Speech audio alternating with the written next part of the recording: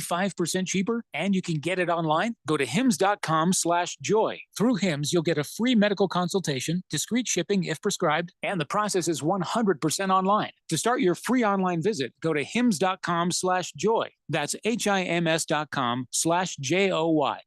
Sun Devil football returns to Mountain America Stadium to take on the Oregon Ducks Saturday, November 18th for the Salute to Service game. Forgay will throw for that far corner. Caught for a touchdown! Get your ASU Oregon tickets today by calling 480-727-0000 or go online to sundeviltickets.com. Gadaboo with the catch, has the first down, stays on his feet, and he's going to go to the 20, 10, 5, touchdown Devils! What's holding you back from learning the language you've always wanted to know? Too hard. Takes too long. Not with Babbel. Babbel's lessons take just 15 minutes a day. 15 minutes isn't long. Nope. And they're fun. So you don't realize you're learning a language, but you are. In 3 weeks, you're able to start having conversations. And Babbel's lessons are built around real life. And with Babbel, it isn't hard. It's perfect. Now try Babbel free. Just go to Babbel.com. That's BABBEL.com. Hey, Jeffrey O'Brien here. And listen, a lot of us play fantasy football this time of year, and it's fun. But what you should be playing is fantasy electric bills. What's that? It's where you get with Harman Solar, and they save you over 80% off your electric bill every month. Then, each time you open up that bill, you're going to feel like you just won a championship. Call Harman Solar today. Get a free estimate. 800-281-3189. That's 800-281-3189, or go to harmansolar.com. Can I open it now? I think you've waited long enough. Yeah, go for it, kiddo. I already have this baseball cap. Not this one. Look a little closer, sweetheart. Signed? Yeah, buddy. I can't believe it. Do you still have that card all these years later? Do you have trading cards that's been sitting in a box for decades? Scottsdale Cards is who you want to call first. The Valley's card, comic book, and collectibles expert since 1989. Scottsdale Cards is your source to sell your trading cards and other collectibles, including those comic books you've been doing nothing with. We are always interested in buying your vintage sports cards and comic books, certified autographs, memorabilia, and collectibles. So what collectibles do you have stored away? They could be worth thousands. Call or text 480-419-2990. That's 480-419-2990. Or go to scottsdalecards.com. That's scottsdalecards.com. Or search Scottsdale Cards on your mobile phone today. Greg Clark Automotive Specialist, located on the southwest corner of Bethany Home and 19th Avenue, servicing Valley automobiles for 44 years. And we're offering our fall inspection on the belts, water pump, radiator, and hoses. Also, our brake service inspection, recommended every year to prevent repairs and ensure top performance. For guaranteed family touch service, contact us at 602-246-2881. Highly rated by Google. Online at gregclarkautomotive.com. Mention the Fanatic to get 10% off. USN10T, also transmitting on K25CDV at 99.3 FM. and K24EU Fountain Hills at 95.9 FM. 1580 and 99.3 The Fanatic. All right, people, settle down because it's time. Time for what? Showtime. When does it start? Right now. 3, 2, 1. Let's get on with the show. Let's do it.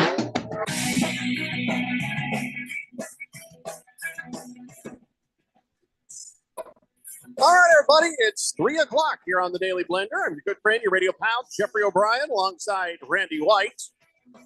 Got Keon Rose in the control room, and you guys are on the Fanatic text line, 888-368-1580. Randy, you're very pixelated. Thank you. You look like you're from the movie Pixels. Thank you. This is weird. It's like we're talking to you from the future. Thank you. And you're on like your Yahoo video chat right now. No, it's not Yahoo. AOL? Yeah. Berg's on the text lines. Is afternoon, Blender family. We are broadcasting live in the Harman Solar Studios in Scottsdale. How you doing, Berg? Good to hear from you.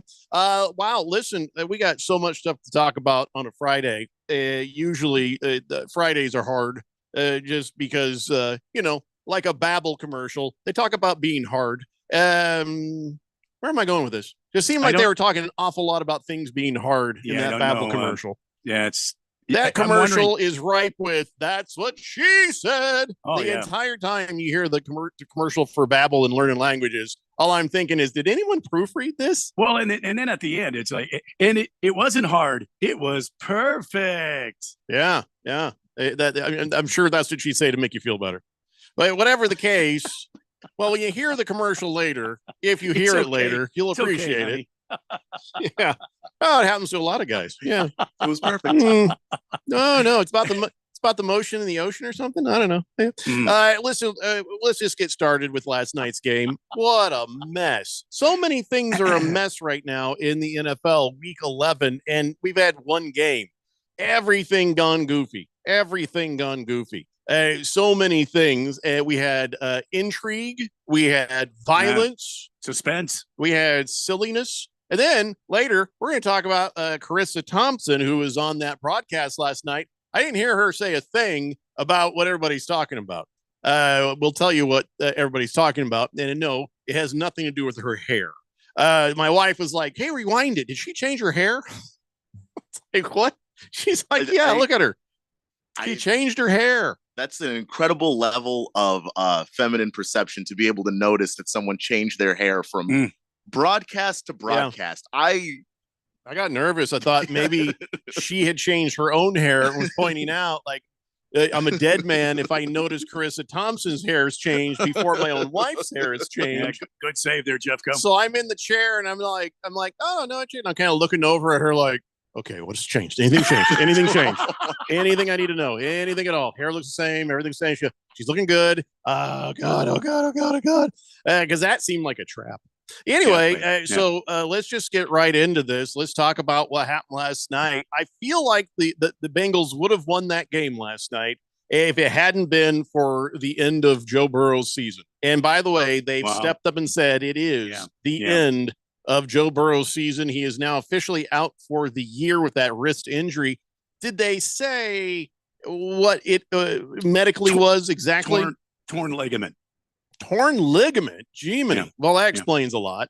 And of course, we told you guys yesterday about how they were. Remember, he was on that video, and they're like, "Hey, look at that! There's a brace on Joe Burrow's hand." And then all of a sudden, they delete, took it right off the internet, and everybody's like, "Huh, that's weird."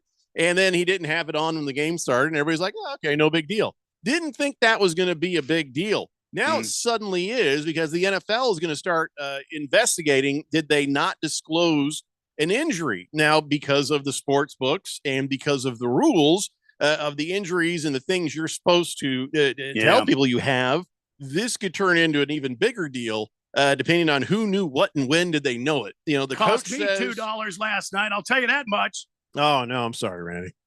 Oh yeah. Forget about any prop bets that had Joe Burrow in it. You're damn right. And how do you think I felt about my fantasy football with Jamar Chase in it? As soon as Joe Burrow's not there, I got 2 passes. Thank God one was a touchdown. That garbage time touchdown. I was counting on that, man. You had to have it. I got half the points I normally would from Jamar Chase. He's the biggest star, the only real star I've got. The thing is with Jamar Chase is that if Joe Burrow is injured, he might as well be injured too, because the numbers just are the same.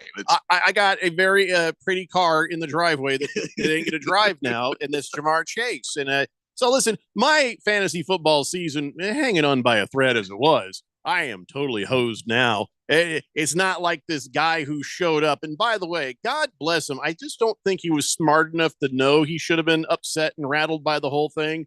But the quarterback that stepped in for Joe Burrow, what was his name? Jake Browning. I'm trying to find it in my notes. Jake Browning from UW. Yeah, Jake Browning. He's like, oh yeah, I wasn't rattled at all. I was ready for the moment, and he looked confident, ready for the moment, whether he was doing well or doing bad. He's just like, hey, he's like the guy who doesn't realize, he's swimming in maybe in a pool full of piranha. He's just sitting there, hey, this is great. I'm loving it. I'm in the water. He just doesn't get it. I don't know if it was a big movie. It might have been an actual, like a film short, but it had Robin Williams in it. It was The Man Who Knew Too Little. And so he ended up being in this whole spy story. No, that's Bill Murray. Oh, okay. Yeah. I was really young when I watched it. So I somehow remember that's actually a good movie.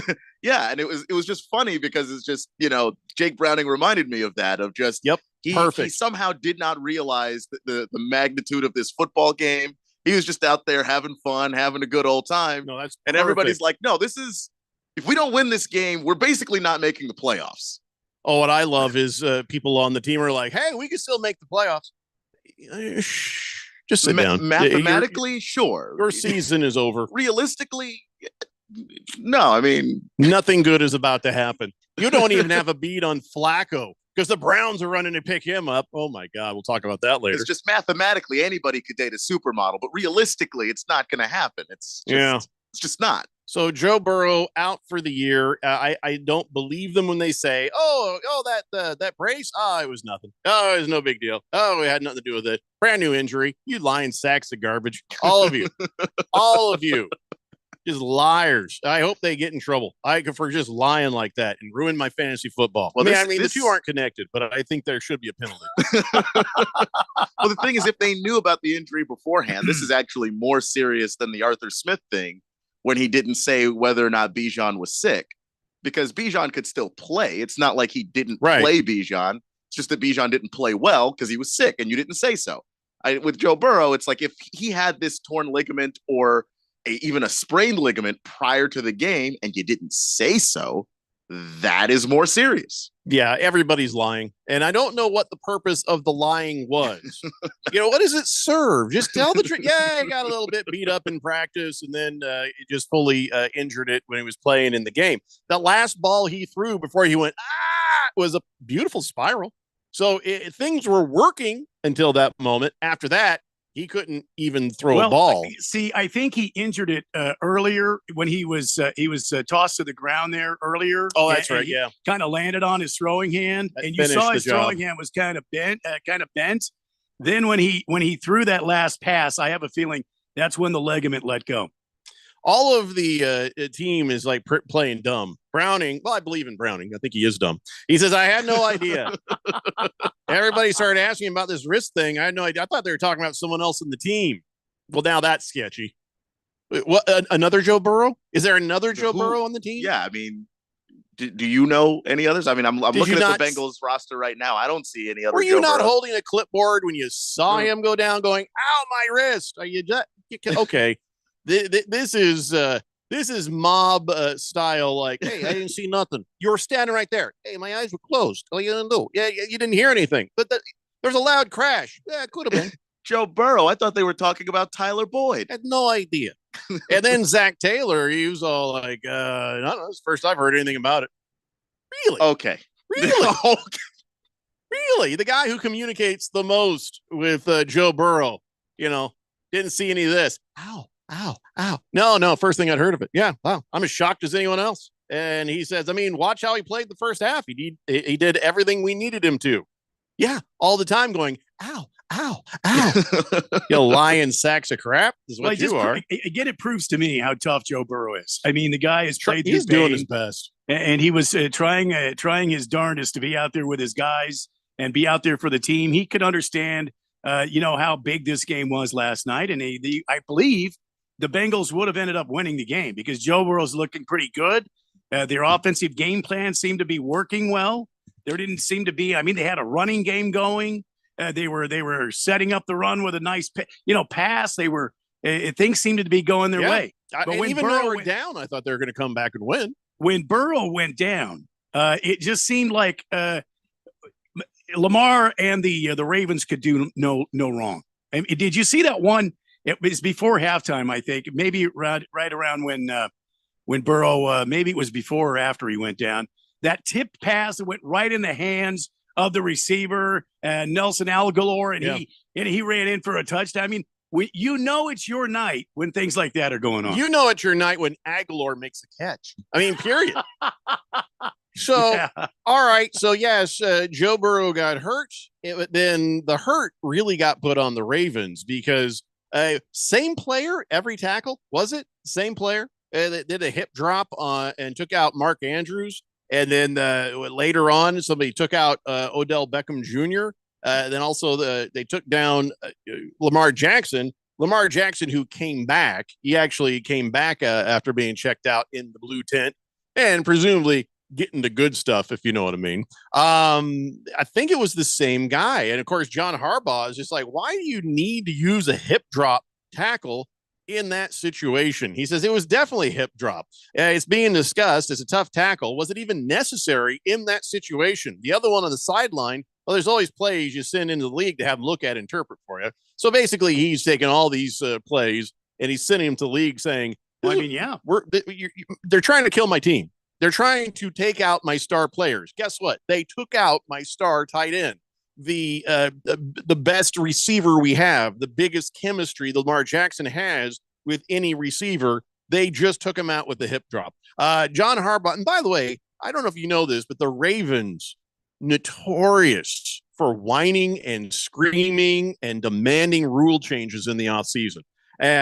Sometimes it's silly. This time it's going to be, I think, correct. I think they need to get rid of that hip drop tackle. I do. Because look at what happened. Look what happened last night. Yeah. You damn near lost the quarterback, the tight end, and Odell Beckham Jr. Two of those I care about. The thing with the hip drop tackle, too, is that it was actually developed so that guys could complete tackles without, hitting anybody near their head. So you've almost just created another problem now by saying, all right, you can't hit anybody up high. Well, okay, well, then the hip drop tackle is situationally, if you use it wrong, you could definitely end somebody's season or career, depending on, how that goes. But it's just an unfortunate move that Logan Wilson, I think he was actually involved in all of the tackles. Thank you, Berg. Yes, Berg said the same thing. I thought he was just yelling about a volleyball. He's like, Wilson! So that was actually the name of the guy, Logan Wilson. So, all right. But, you could say dirty play, but you could also say what the NFL Players Association says, and they're saying, hey, you ban that, it'll put defensive players in an impossible position.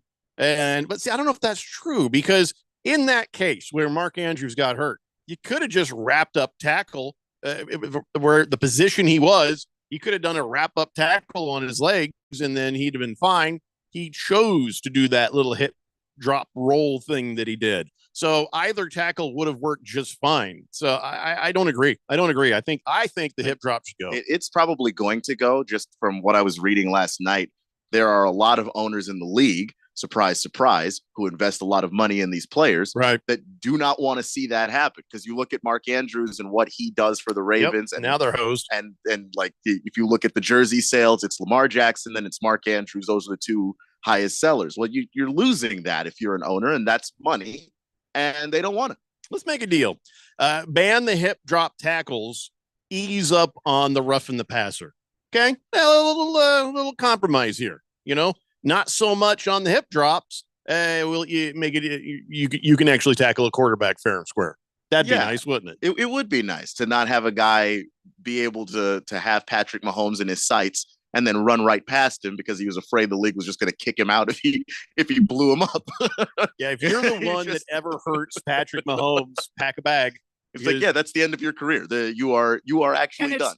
And it's wrong. I mean, if you could put a good hit on Patrick Mahomes, if he's running the football and he's now not a quarterback, he's a runner, and you're afraid to touch the guy. I mean, that's how bad this league has got.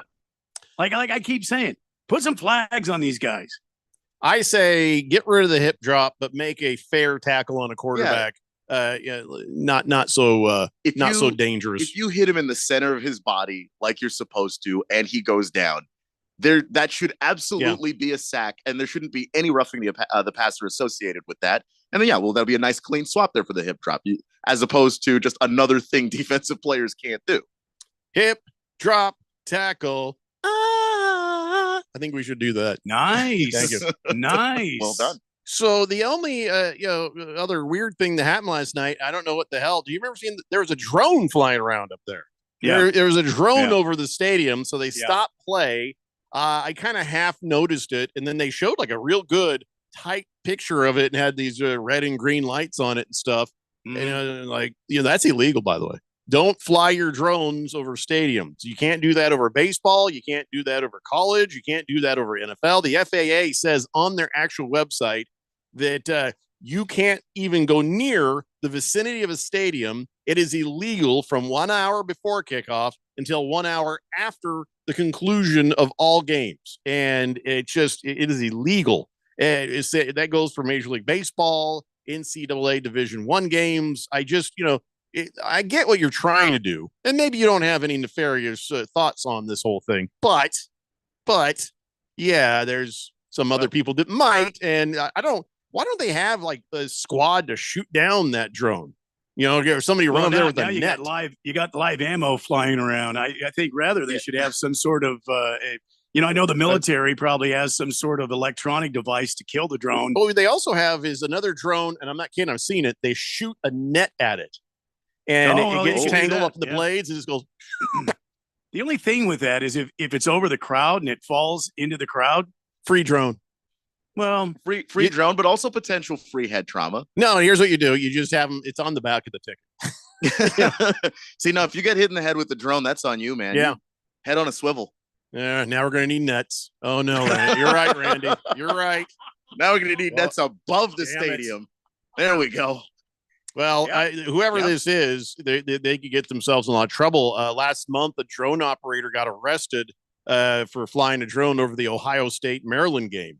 And, so these drones are getting everybody's attention, and pretty soon, oh my God, you're going to need all sorts of a license just to fly one. It might be appropriate. Because as it has been said many times, there's nothing new under the sun. And if you thought to the idea to fly a drone over a stadium, if they don't do anything about it, there'll be 25 other people like you just trying to fly drones to get good shots of a football game. Yeah, because I want to there, and I've seen it. I wanted the drone that has a flamethrower on it. Yes. And it says to take out wasp nests. Well, I'm just like, well, okay. I want the one that will take out the wasp nest, but will also ring a doorbell. Bing, bing. Oh my God. And I want a camera so I can see the guy running around without any eyebrows. So I'm probably the reason why they're going to have to ban drones being flown around without a license. That's what I think. 888-368-1580. Just another face in the crowd says, I was wondering why the drone had nav lights on it. Moist One says, Logan Wilson should have been ejaculated. I think you meant ejected, but thanks. Pickle D says, I bet nothing will come of the investigating of the Bengals on this Burrow thing, just like nothing came of Bijan Robinson's situation. If the NFL is going to allow these betting sites to be sponsors, they need to get this under control. 90% off Purple that bet on Bengals or player props wouldn't have with the injury info. Boy, your text really got weird. I will right say to pieces. The NFL didn't do anything publicly because they don't want you to keep talking about it. But there is no chance that Arthur Smith didn't get a stern talking to from his own boss, Arthur Blank, to say, hey, look, you got to stop doing this, man, because the other 31 guys that helped me run this league, they got problems with that. There's no way he didn't hear anything about it. Hey, listen, don't be a child. Listen to the word salad, Keon. Listen to the word salad. 90% off Purple that bet on Bengals on player props wouldn't have with injury info. He said everything that needed to be said. He started off coherent, and then somewhere in the middle, he was just murdered and replaced by a drunk AI. It was not good what happened there. That's when he started to feel the effects of the bourbon. I need a nap after that. All right. He started off fine after he took a nice large drink. Then all of a sudden it kicked in. I need a bourbon after that. All right, let's take a break. We'll come back. We'll pick it back up with the text line, talk a little more about last night, but we got tons of other stuff we got to talk about too. So try to keep up. It's the Daily Blender here on 1580, The Fanatic. This is Brett Musburger's Action Update on 1580 and 99.3 The Fanatic. The best way to start betting smarter is to sign up for a free VSiN subscription at vsin.com/subscribe. That's vsin.com/subscribe. NBA, the Phoenix Suns are in Salt Lake City tonight to take on the Jazz. Phoenix, a 5.5-point road favorite. -112 minus the 5.5, while the Jazz -108 getting those points. On the money line, Utah +180, Phoenix -215 with an over-under of 237. NFL, the Arizona Cardinals will be in Houston on Sunday to take on the Texans. Texans favored by 5.5 points at Energy Stadium, -260 on the money line. Arizona +215 with the over-under of 48.5. I'm Tony Desiri with your VSiN Action Update on 1580 and 99.3 The Fanatic.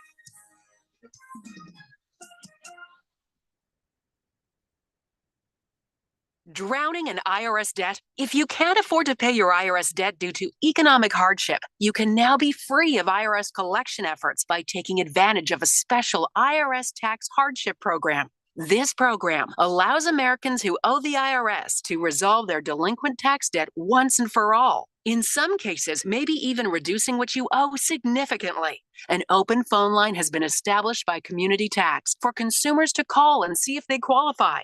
Simply dial 800-251-2305. If you owe back taxes to the IRS and cannot afford to pay them back or have years of unfiled tax returns, help is standing by. Just call the Community Tax Helpline today at 800-251-2305 for the help that you need. Don't take on the IRS alone. They can attack your wages, savings, pension, home, and even your Social Security check. Call 800-251-2305 to see if you qualify. That's 800-251-2305.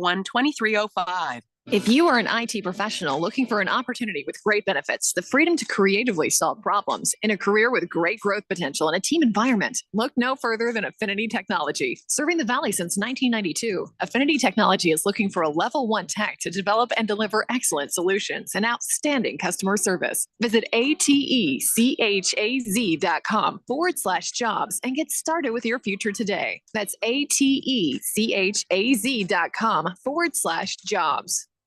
When it comes to covering the high school sports scene in Arizona, AZ Preps 365 has all the answers. Every Saturday morning from 8 until 10, they break down games, interview the newsmakers, talk with coaches from around the state, and stay up to date with what's happening with prep athletes and breaking news from the Arizona prep scene. It's AZ Preps 365, 8 till 10 Saturday mornings on 1580 and 99.3 The Fanatic, and always on at 1580thefanatic.com.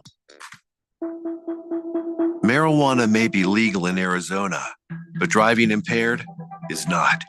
As a police officer here in Arizona, I know DUIs apply to more than just alcohol. Anything that impairs driving makes you dangerous on the road.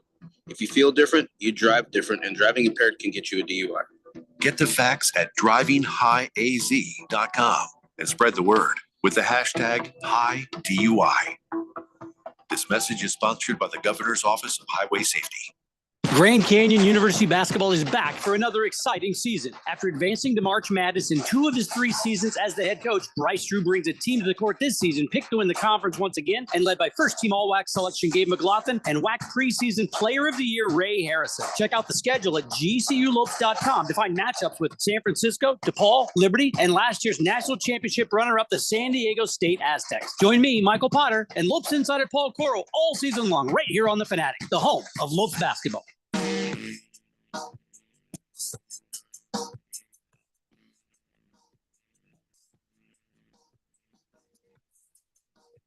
Baby Blender here on 1580 The Fanatic. All right, so there's a tournament going on over where the hell's that again? Where are they doing that? What is it in the regards to GCU? what? GCU is involved in a basketball tournament this weekend. Desert Diamond there you go. Arena out here in the West Valley. That's right, over in Glendale. Of course, you know, it's a hop, skip, and a jump for all the havoc. So it's going to be like a home game, every game for GCU. But right, they're taking on San Francisco tonight at 6:45 p.m. And then depending on the outcome of that game, they'll play either DePaul or South Carolina, either at 2:15 or 4:45 on Sunday. So we'll see how that goes. But I would imagine tonight should be a pretty fun game for GCU. We'll talk to Michael Potter in the 5 o'clock hour. I'll catch up with him and the GCU Lopes and see what's what with those guys. But anyway, so that's coming up later tonight. 888-368-1580. Swazman says, ironically, I'm pet sitting for some guinea pigs this weekend, if you can believe it. My fantasy football team is like pigs to slaughter. Dude, what the hell did you just send me a picture of? There's no hair on that guinea pig. It's a hairless guinea pig. You sure it's a guinea pig? God, I hope it's a guinea pig. I think you should take a closer look. I'm just turning off my screen now. What the actual bleep is that? He says, unbelievable. I got Joe Burrow and Mark Andrews in fantasy football. I already dropped Joe Burrow and picked up some extra tight end also. Wow, Swazman. That sucks for you. I mean, Sorry, man. What am I going to do with Jamar Chase now? What Well, am I I don't going want to to do? hear it. here I went back and forth all week. Keon and I both have Lamar Jackson on our teams. And Keon kept Lamar Jackson, and he's got a solid 30 points out of him. Yeah, I did. Meanwhile, on the bench, I got a solid 30 points. You know what I got in the game? 1 point. Yeah, that sucks. That sucks a lot. I'm sorry. Sorry, Randy. I am sorry for your loss. But listen, there were ripple effects from that game all over the dang place. Joe Burrow goes down. There was a moment where you thought, well, so's Lamar Jackson going to go down. And then, Mark Andrews gone, Joe Burrow gone, Odell Beckham Jr. I'm going to guess he's not going to play next week. That would be a solid guess. Can we talk about how Al Michaels finally had a good Thursday night football game that just turned into a disaster before his very eyes? I was excited to watch this game last night myself. And it's like, okay, this will be good. Al Michaels will be awake for it for once, and it'll be a lot of fun. And then started awake. Everything started to fall apart, and he's just like, well, Herpes Street, it's up to you now. I passed the baton to you, my friend. Oh my God. That was horrible. What a mess. My favorite part, Jake Browning. Oh, I didn't feel out of place at all. Oh, I had a great time. Yeah. Again, totally believable. He was 8 of 14 for 68 yards. He's like a golden retriever of a human being. He's just innocent and having fun, and good for him. How long was he in the game? Oh man, he came in the second quarter of the game and had 68 yards and ran for 40 yards. Hey, Jake, you're out of place. Sorry, Hey, Jake from Cincinnati. Yeah, you're out of place. Sorry. Here's the problem, though. The guy's brought into the game. He didn't have any kind of reps with the first team. It's all been Joe Burrow, and they've been keeping him kind of on the sideline. This is where I kind of blame the coaching staff. If Joe Burrow, if the preseason training camp, that's what I'm trying to say. I think I might be having a stroke. If training camp's the last time that this guy Browning had any reps with the number ones, and as soon as you found out Burrow had some sort of a nick, wouldn't you start bringing him in and making him a part of the offensive process instead of standing on the sidelines, just sitting on his helmet? I guess there is always just hope. If you're the coach of the Bengals, you're just going to hope. You're going to even convince yourself everything's fine. It's going to be okay. And there's no reason to bring in this guy when, let's be honest, they all know. Everyone knows. No Joe Burrow, no wins. That was even what happened when Joe was dealing with the calf injury earlier in the year. Jamar Chase was like, maybe he shouldn't play. That way we can just know we'll have him later, as opposed to struggling through, and then he's kind of banged up the whole year. Joe Burrow recovered and played through it, but they all know if Jake Browning's out there, it doesn't matter how many first team reps he has. They're screwed. Yeah, I think I would be more proactive than reactive. And okay, there's you're going to get nowhere to react to. You don't have an alternative. Joe Burrow he's been dinged up all season. I think Jake Browning's got to take some reps with the team. You got to give this guy an opportunity. Would be out of the building. Somebody else out of the building. It's not Jake Browning. And Jake Browning will get you through the rest of the game. But if the Bengals are going to have any hope, they've got to be making some phone calls. The Browns are just throwing everything against the wall. If you're seriously with a straight face calling Joe Flacco saying, hey, you want to come in for a workout? You're screwed. Yeah. It's just it's unbelievable, but the Bengals are going to be in that same situation too. When you have a quarterback go down, this is like the worst timing for it, because now you're after the trade deadline. So anybody else with a viable quarterback that you could probably get, you can't get them now. You're stuck. I feel bad for Jake Browning. You got to give him props. At least the moment wasn't too big for him because he wasn't aware there was a moment, I guess. There's something, Blissful Hayes says, speaking of hard, don't let anybody ever tell you that coaching doesn't matter. D'Amico Ryans with the Texans and Udoka with the Pocket Rockets there have both ushered in a culture change in Houston. Okay. This is really nothing to do with what we're talking about right now. Is he I listening? mean, to I the agree, but podcast. I don't know, man. I don't even remember talking about that yesterday. Yeah, we Texans talked have a little. lot of hurt players right now. They do. That's why the Cardinals will win. Pickle D says the drone was just Jim Harbaugh early scouting for next year when he's coaching in the NFL. Makes sense. That is text of the damn day right there. Gotta Ladies get a and head gentlemen, Text of the day. Yeah. Nice recovery from the last one, the word salad text. Against the spread says leaving Burrow off the injury list was a douchebag move. I got burned last night on that BS. I think a lot of people did, man. I think that, yeah, like they should have mentioned that there was something there. I know he played a half, but clearly if you have a brace on before and then you injure the very part of your body that the brace was on, something was wrong from the beginning. Fubar 1000 says, isn't Jake Browning Jake from State Farm? Yes. Yes, it is. Tiger Paws says, too bad Dobbs isn't available for them, huh? I think it's funny that the Browns are talking to Joe Flacco and still trying to cut it out of their mind that they gave up Dobbs. That just kills me. I love that. That's the karma. In the NFL, you have to have backup quarterbacks. You just do. They're one of the most important parts of any team. And there are so many teams right now that are burned because they don't have backups. There is a whole bunch of teams that are going to be burned by Josh Dobbs. And I think that the irony of it is all their facial hair will get burned off too. You know what I'm saying? That's how burned they're going to be. The Browns are burned by not having him. The Cardinals, it's coming. I'm just saying. It's coming. I'm just saying. This Josh Dobbs is leaving a wake of hairless faces behind him. I'm just going to read a list. And actually, Donnie was the one that reposted this on the Twitters. This is just a list of quarterbacks that are starting in the NFL right now. Okay. Jake Browning. Who? Gardner Minshew. Okay. Will Levis. Huh? Aiden O'Connell. Who? Dorian Thompson-Robinson. Zach Wilson. Jordan Love. Yeah. Baker Mayfield. Tommy DeVito. Oof. These are starting quarterbacks in the NFL. And that's, at this point, double-digit teams that we're talking about here. I am available for a workout. Now, wait just a damn minute. You guys keep telling me how short Kyler Murray is, and Danny DeVito is starting. Danny DeVito is starting for a team? Yeah. Tommy. He's not just small, he's also old.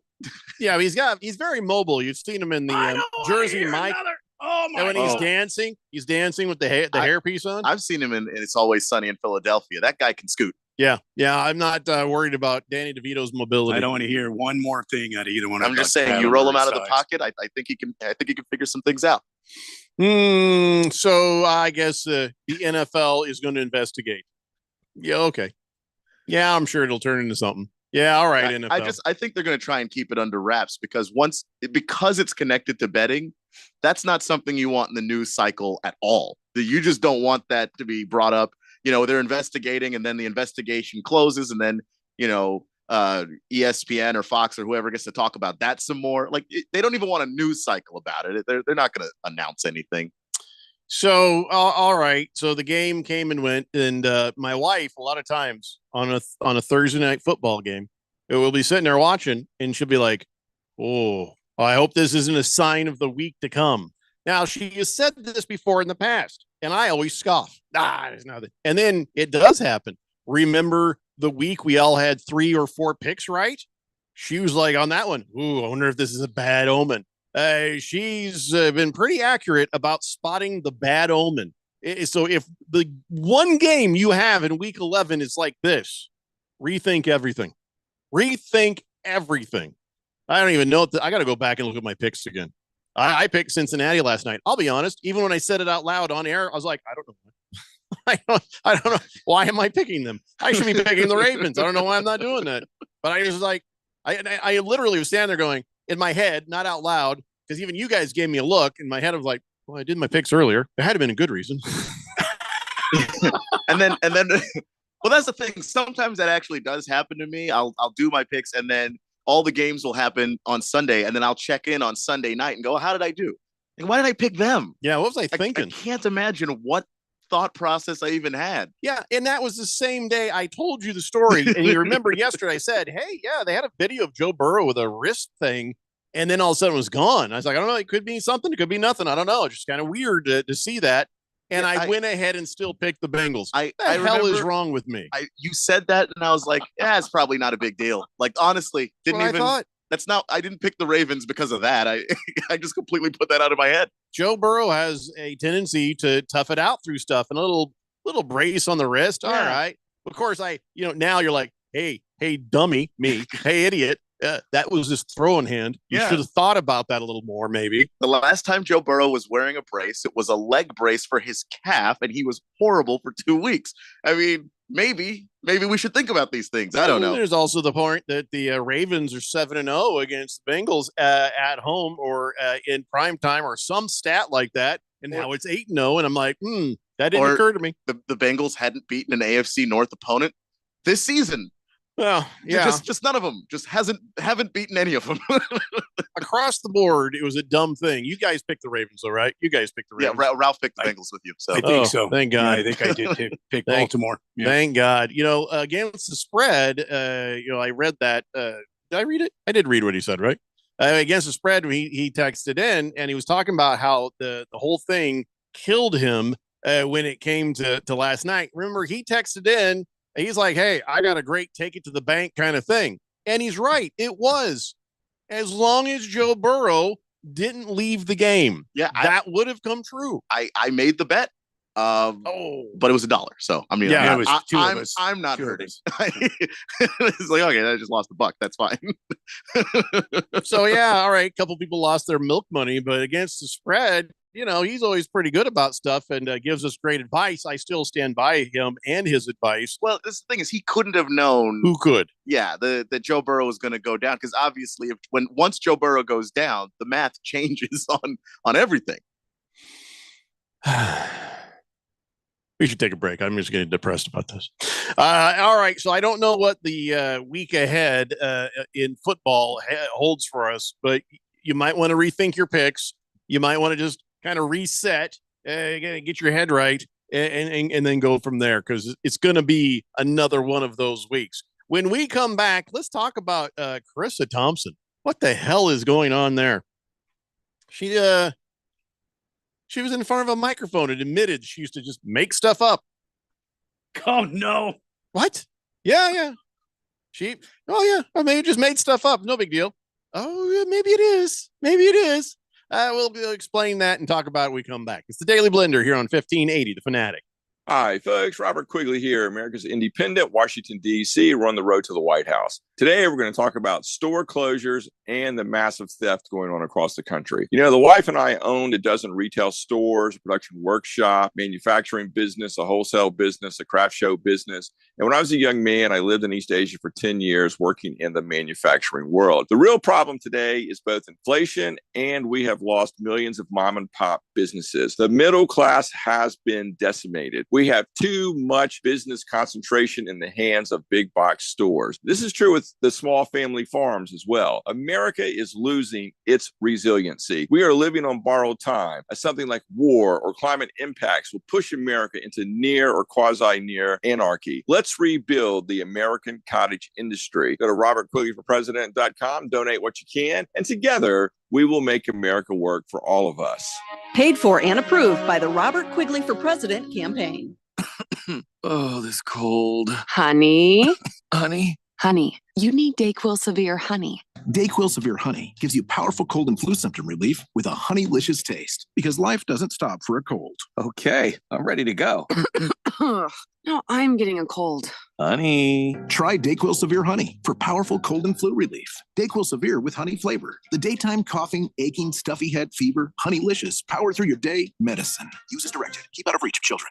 Sun Devil football returns to Mountain America Stadium to take on the Oregon Ducks Saturday, November 18th for the Salute to Service game. Forgay will throw for that far corner. Caught for a touchdown. Get your ASU Oregon tickets today by calling 480-727-0000 or go online to sundeviltickets.com. Gadaboo with the catch, has the first down, stays on his feet, and he's going to go to the 20, 10, 5, touchdown Devils.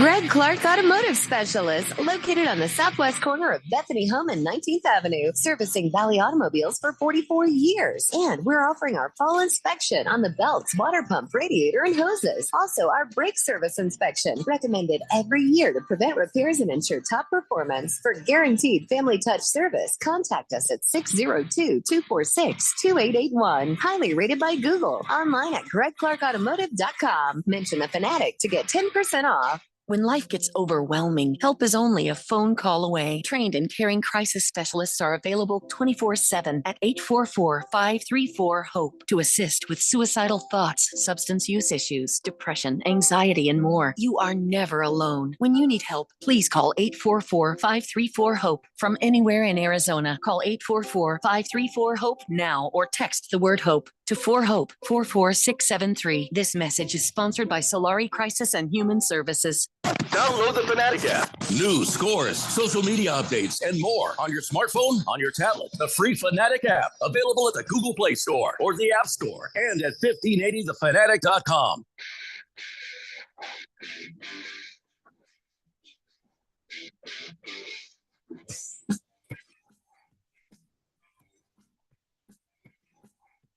Today, Blender here on 1580, the Fanatic.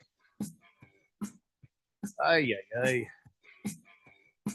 I don't even know what to do. Jamar Chase gave me 9.2 points, and I have a feeling that's the highest point total he's going to have for a while. I mean, he did get the pass from, what's his name? Burrow? No, the other guy. Was it Browning? Yeah. So maybe occasionally something might happen. And the thing he's throwing at some weird hippie-looking tight end for the Bengals. The guy looks like he's 58, out there playing tight end. And that guy got all the passes. And a lot of times when he got the passes, Jamar Chase was literally 5 feet away from him. Like, what the hell, man?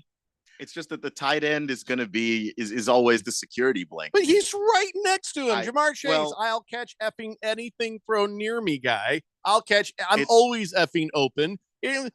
Why would you throw to greasy-haired hippie tight end guy when right next to him is Jamar Chase? If they're that close, that's Zach Taylor might have some problems with his play design because they shouldn't be that close. They were a couple of different times last night. Because then you're bringing extra defenders into the area. And if I'm an extra defender in the area and I have to choose, am I going to choose Tanner Hudson or am I going to choose Jamar Chase to help cover? Well, that could be why. Maybe Jamar Chase was a little heavier covered, but still, it was so frustrating. Yeah. He threw to him 2 times and be like, hey, Jake, listen. Hey, remember how you threw the ball to Jamar Chase twice? Oh, yeah. You remember how you caught them both and one of them was a touchdown? Maybe throw to him more. Look, this is how Andy Dalton happened to have a long starting quarterback NFL career. It's not because Andy Dalton was this great quarterback. It's because he saw, AJ Green. If I just keep throwing it to that guy, I'm going to be a starter in this league for like 5-6 years. And he was. Just throw it to the best receiver. Just try. All I can hope for is for the next week, all they do is say, what play is on this one big play? You know, a little flappy thing on his wrist just says throw to Jamar. Throw to number 1. I remember. Throw to number 1. When Mike Tice was the coach of the Vikings when I was a kid, and everybody would make fun of him because he said we got the Randy ratio. 1 in every 4 passes is going to Randy Moss. And everyone's like, well, if now that you've said it, doesn't everybody know to defend that? It's like, yeah, but he's Randy Moss. Exactly. Just keep throwing it to him. And he's Jamar Chase. Keep throwing to him. That's an all pro. I was just absolutely baffled by that last night. It was a bad night. Tiger Paws says, I got a whole 10 points off of Burrow. I could have used Goff for my quarterback this weekend, but I got 10 points out of Burrow. Yep. And that's the last 10 points you're going to get because he is out for the season. Mm-hmm. I don't even know what to think. Jamar Chase, now he's just a maybe. You know what I'm saying? He's a flexing maybe. Okay. Keep it together. Moist One says, I think it was blown way, way out of proportion. Focus should have been on why some coaches just blow off sideline reporters and not on her using some cliche because I didn't get a chance to talk about it yet, Moist One. So nobody knows what you're talking about.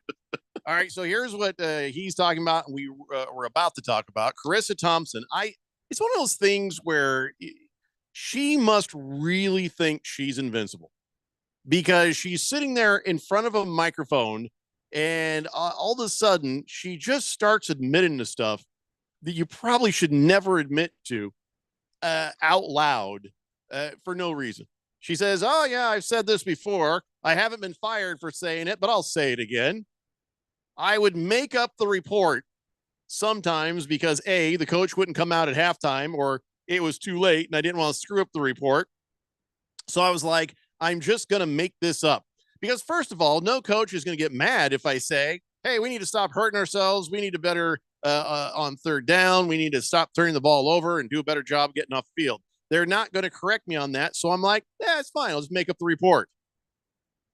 Okay, there's many things about that. I'm sorry. That is not blown out of proportion. That's ridiculous. Why? That's Why? ridiculous. It's like OJ for no reason going, I murdered those two people. Yeah, it's like you wrote a book about it. Why? Who is that for besides you? So here's the thing. Your entire career, your entire credibility is now completely in question and out the window. And she's like, oh, this is like a 15-year-old story. I've talked about this before. Well, this is the first I've heard about it. Although there was a guy who came, a comedian who came on the show. Remember that, Randy? And he's like, oh, yeah, I used to work with Carissa Thompson. And he's just kind of smiles and he's like, I don't want to talk about her. Yeah. Oh, no. Yeah, he was just kind of like, I hate her so much. But, and so here we go back to this where, okay, so she just made stuff up. Now, this is an entertainment show. The closest thing we have to a journalist is Keon. And Keon is a journalist who has sort of thrown his journalism who has degree done out the window. Zero journalism since I've moved to be here. on this show. Justin, stand by. I'm a full-fledged journalist. Oh, for Christ's sake. You are not a journalist. Oh, yes. Hard-hitting journalist. Okay, well, let's just talk about sports. So, Carissa Thompson, she does put herself out as an expert, an insider, and, a journalist.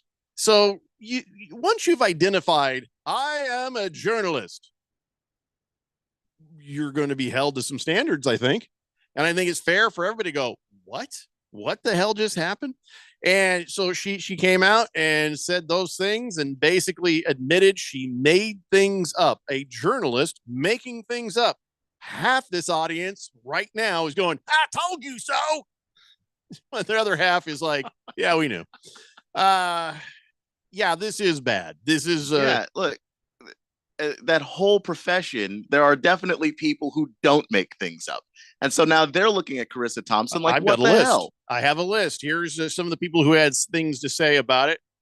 Lisa Salters, who does sideline reporting. She says, shocked, disappointed, disgusted. What we heard today called all sideline reporters into question. My job is an honor, a privilege, and a craft that I've worked very hard on. Trust and credibility, they mean everything to a journalist. To violate either one in any way not only makes a mockery of the profession, but it's a disservice to players, coaches, and most importantly, fans. Very well said by Lisa Salters.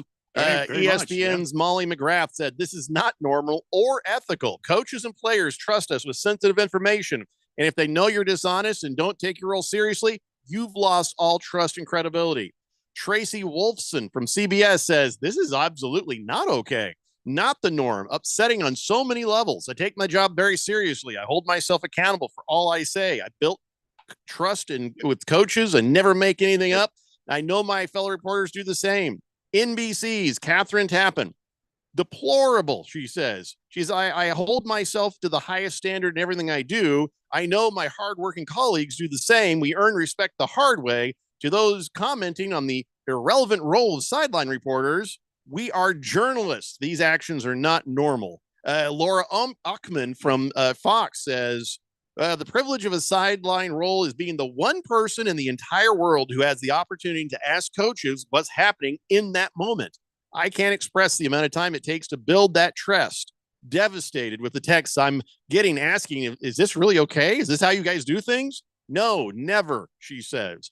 And then, of course, a sports business reporter, Dan Kaplan, he asked Amazon if they were going to be dealing with it. And of course, Amazon Prime says she was telling a story from 15 years ago. And then after that, they just deleted the post. So Amazon is not quite sure what to do with this. Yeah, it's just because they put together their whole crew. They can't do anything, I think, in the middle of the season at this particular moment.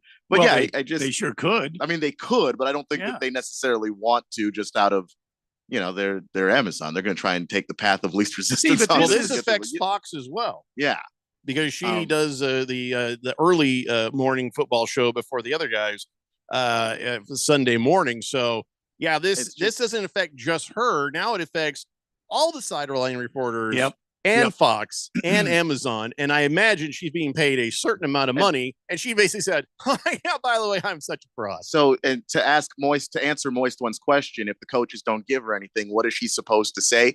Anything else? Find a player, something that's find somebody to talk to about something. Give us a report on the weather. Yeah. The winds are swirling.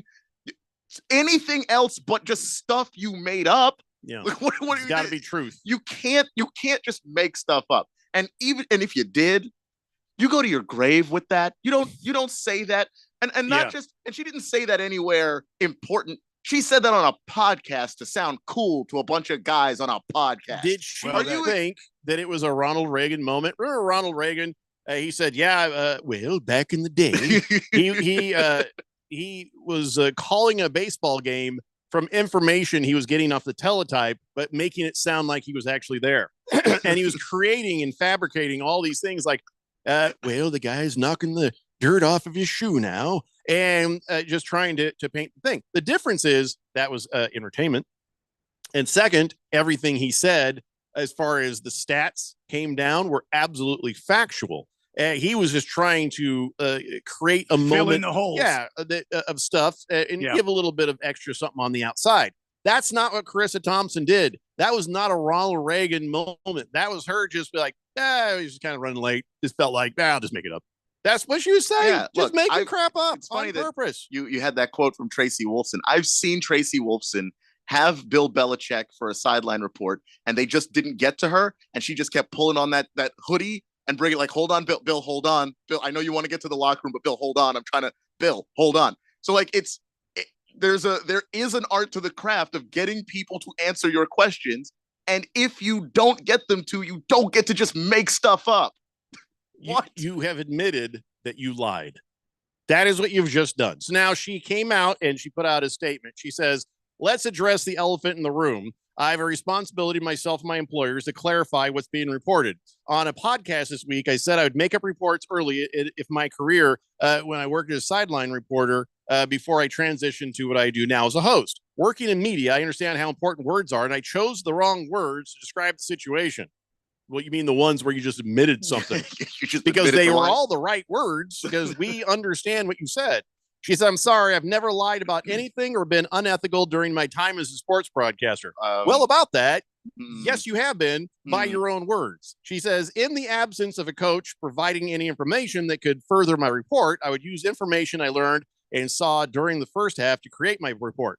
But see, you already said that, and that's a lie when you say the coach said that.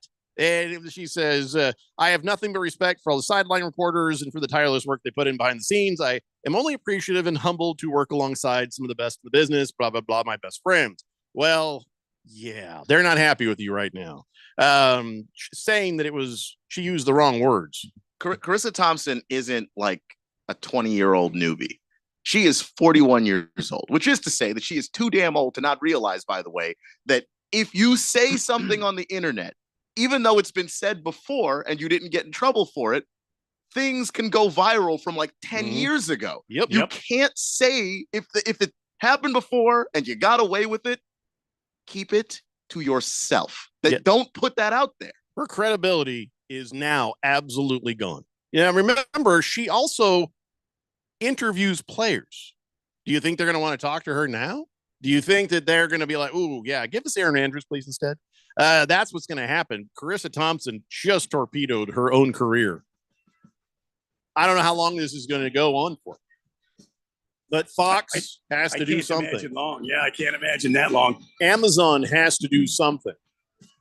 I mean, Like that's a job that a lot of people want to do. Yeah. Carissa Thompson is not irreplaceable. Just another face in the crowd says, so Carissa, are you lying or just being lazy? Yeah. Yes. She needs to go, says McMama. Tony and Fitz and Sherman, they can handle Thursday night football. Yeah. Mr. Pringle says Thompson is just more proof that sideline reporters are completely useless. It's a non-story. That's actually not true. They are. I do think they can add something to what's going on down there, and they can provide information.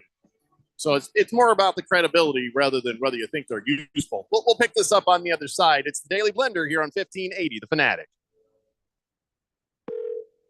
Thanks for calling Discover. This is Anjali. Hi, it's Jennifer Coolidge. I just got an alert for a strange charge on my card. No problem. We make sure you're never held responsible for unauthorized purchases on your Discover card. Let's see. Did you purchase something from a t-shirt cannon store yesterday?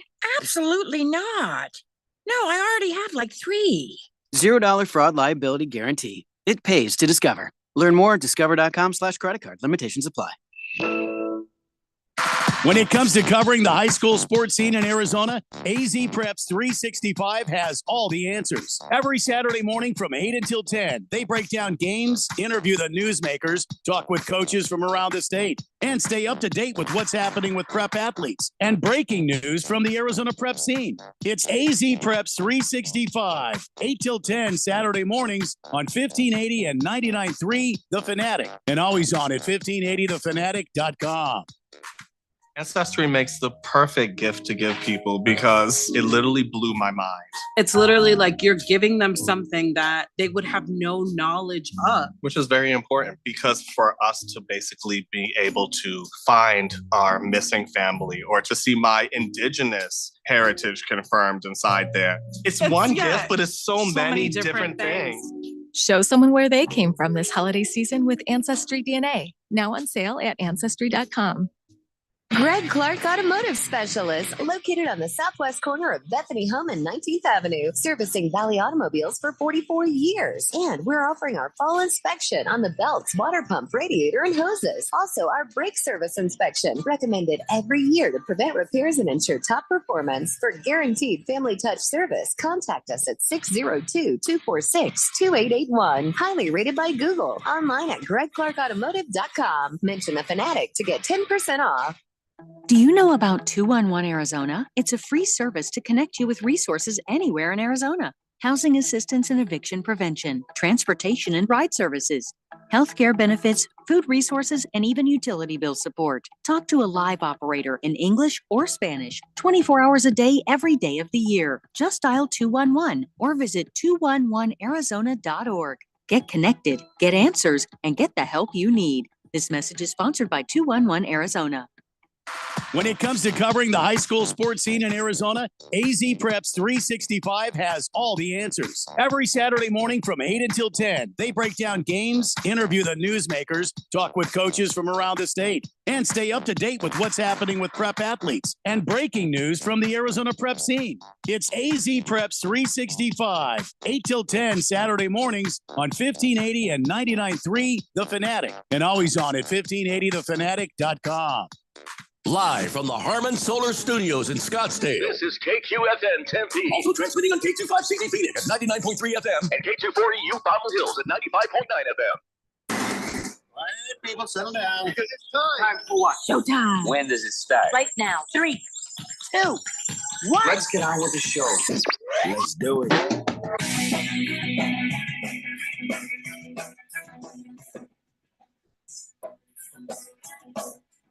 All right, everybody, it's 4 o'clock here on the Daily Blender. I'm your good friend, your radio pal, Jeffrey O'Brien, alongside Randy White. Got Keon Rose in the control room, and you guys are on the Fanatic text line, 888-368-1580, as we broadcast live in the Harmon Solar Studios in Scottsdale. And we were talking about the whole Carissa Thompson admitted to making up her sideline reports for half times and other things. And she's like, I just used the wrong words there. Wait, did you do the things you just said you did? Oh, yeah. Well, then you use the exact right words because now we all know about the fact that you're a fraud. That's what's happening. Carissa Thompson has zero credibility I'd say from this moment forward. Now, this show is an entertainment show. We have no damn credibility. Keon has credibility. He's the only one who has any kind of credibility, but he's a journalist type that understood the assignment, and he chips in whatever credibility he can whenever he can. Outside that, he knows, well, this is just silly what we're doing. But Carissa Thompson, however, she has put herself out there as an actual journalist, and she has put herself out there as somebody who is in the know and somebody who has the trust of coaches and players. And you see her doing the interviews. You see her getting the info. Well, I feel like with that little guest spot on some podcast I've never heard of, that is now out the window because the sharks are circling. Those other sideline reporters who would love to sit at a desk with the people that she gets to sit at a desk with at Fox and at Amazon, they're kind of like, well, I could have done that. I should be doing that job. Why am I not doing that job? They do not have her back on this, and they shouldn't. She lied. She made stuff up. Journalism is not about making stuff up. Journalism is supposed to be about reporting the facts, reporting the news, reporting what has been said, and making sense of it, putting it together and saying, well, here's what happened. She has failed miserably. As far as journalism goes, she has betrayed the foundation of what it's supposed to be. Yeah, because for all the people saying that they're useless, I disagree. I think that there is information there that can, if the job is done correctly, just add more context to the game. It's not the most important part of the broadcast, no, but it is a part of the broadcast that adds a little bit more color to things. So someone posted about there was the Super Bowl with the Patriots and the Panthers, and it came down to a final kick for the Panthers, and there was a sideline report about how there was a crosswinds going on in the stadium that might affect the kick, and then the kick came, and it was right down the middle, and the wind carried it off to the left. Like, that's the kind of stuff that you go, okay, we could see that coming because you're not in the stadium. You don't feel the wind. You don't understand that the coaches were actually concerned about that going into that moment. If you do the job correctly, you can actually give the audience something that they can learn that might actually help them either later on in the broadcast or help them understand something that happened before. If you just make stuff up, though, then nobody can trust any of that information from you. And the sideline reporters are who we count on when somebody has been hurt to get the facts. They're like, hey, I'm standing by the blue tent. Here's what I just heard. I talked to this person. Here's what is going on. And, so, yeah, I mean, there is a purpose for them. Yeah, as I had said earlier, we're not journalists. We're just entertainers. And Blissful Hayes says, when does the entertainment start? I'd say probably around the time you start texting less. 888-368-1580. Did you get your drone with that flamethrower? A little bit. Because that was hot. Mr. Pringle says, has 1580 in the blender received Thompson's resume yet? Yeah, I should probably check the email. I'll give him one of those. You ever do that where somebody sends you an email and you're like, I really don't want to deal with them. So you send them a response that makes it look like the email don't work. Out just mail that all the technical speak. What are you admitting to right now, Jeffrey? I'm admitting that if I don't want to talk to somebody, they're getting an email back going, oh, his email's broken. Oh, what a shame. Heavy Metal Maniac says, I, for one, am very happy for this crew here, you guys. You're very knowledgeable about sports and very funny, just like guys sitting around talking about sports all day. I could do that with you guys for at least 3 hours at least. It's a lot of fun. I really enjoy this because it's not the everyday sports channel. Yeah, you just nailed it on the head, Heavy Metal Maniac. We're just a bunch of guys talking about sports and whatever. I don't know what's going to happen. Moist One says, well, she's in a completely different role now, though. But what got her there and what continues to grant her access to coaches and players when they have those interviews was the credibility that had been built from her time as a sideline reporter. And so now credibility and trust. Yes. So even though she's in a different role now, yeah, it's relevant. And of course, now you have a bunch of other sideline reporters, people who are still doing that job. They now have to defend themselves because everybody thinks that maybe that is how this works now, and that it just isn't. I can't express enough because, you know, I think I did, you know, maybe three. I was a sideline reporter for 3 high school football games, so it wasn't something I did all the time. I was filling in. Did you make stuff up? But no, I didn't, because you don't. Would it have ever occurred to you? No, because you don't have to. If you usually want the coach, because that's the person who knows the most. But if you don't get a coach, get a human being to talk to you and use that information. At least, you know, like, it doesn't have to be the coach. It doesn't have to be a star even. Just somebody who is there and can give you a sense of what's going on down on the field.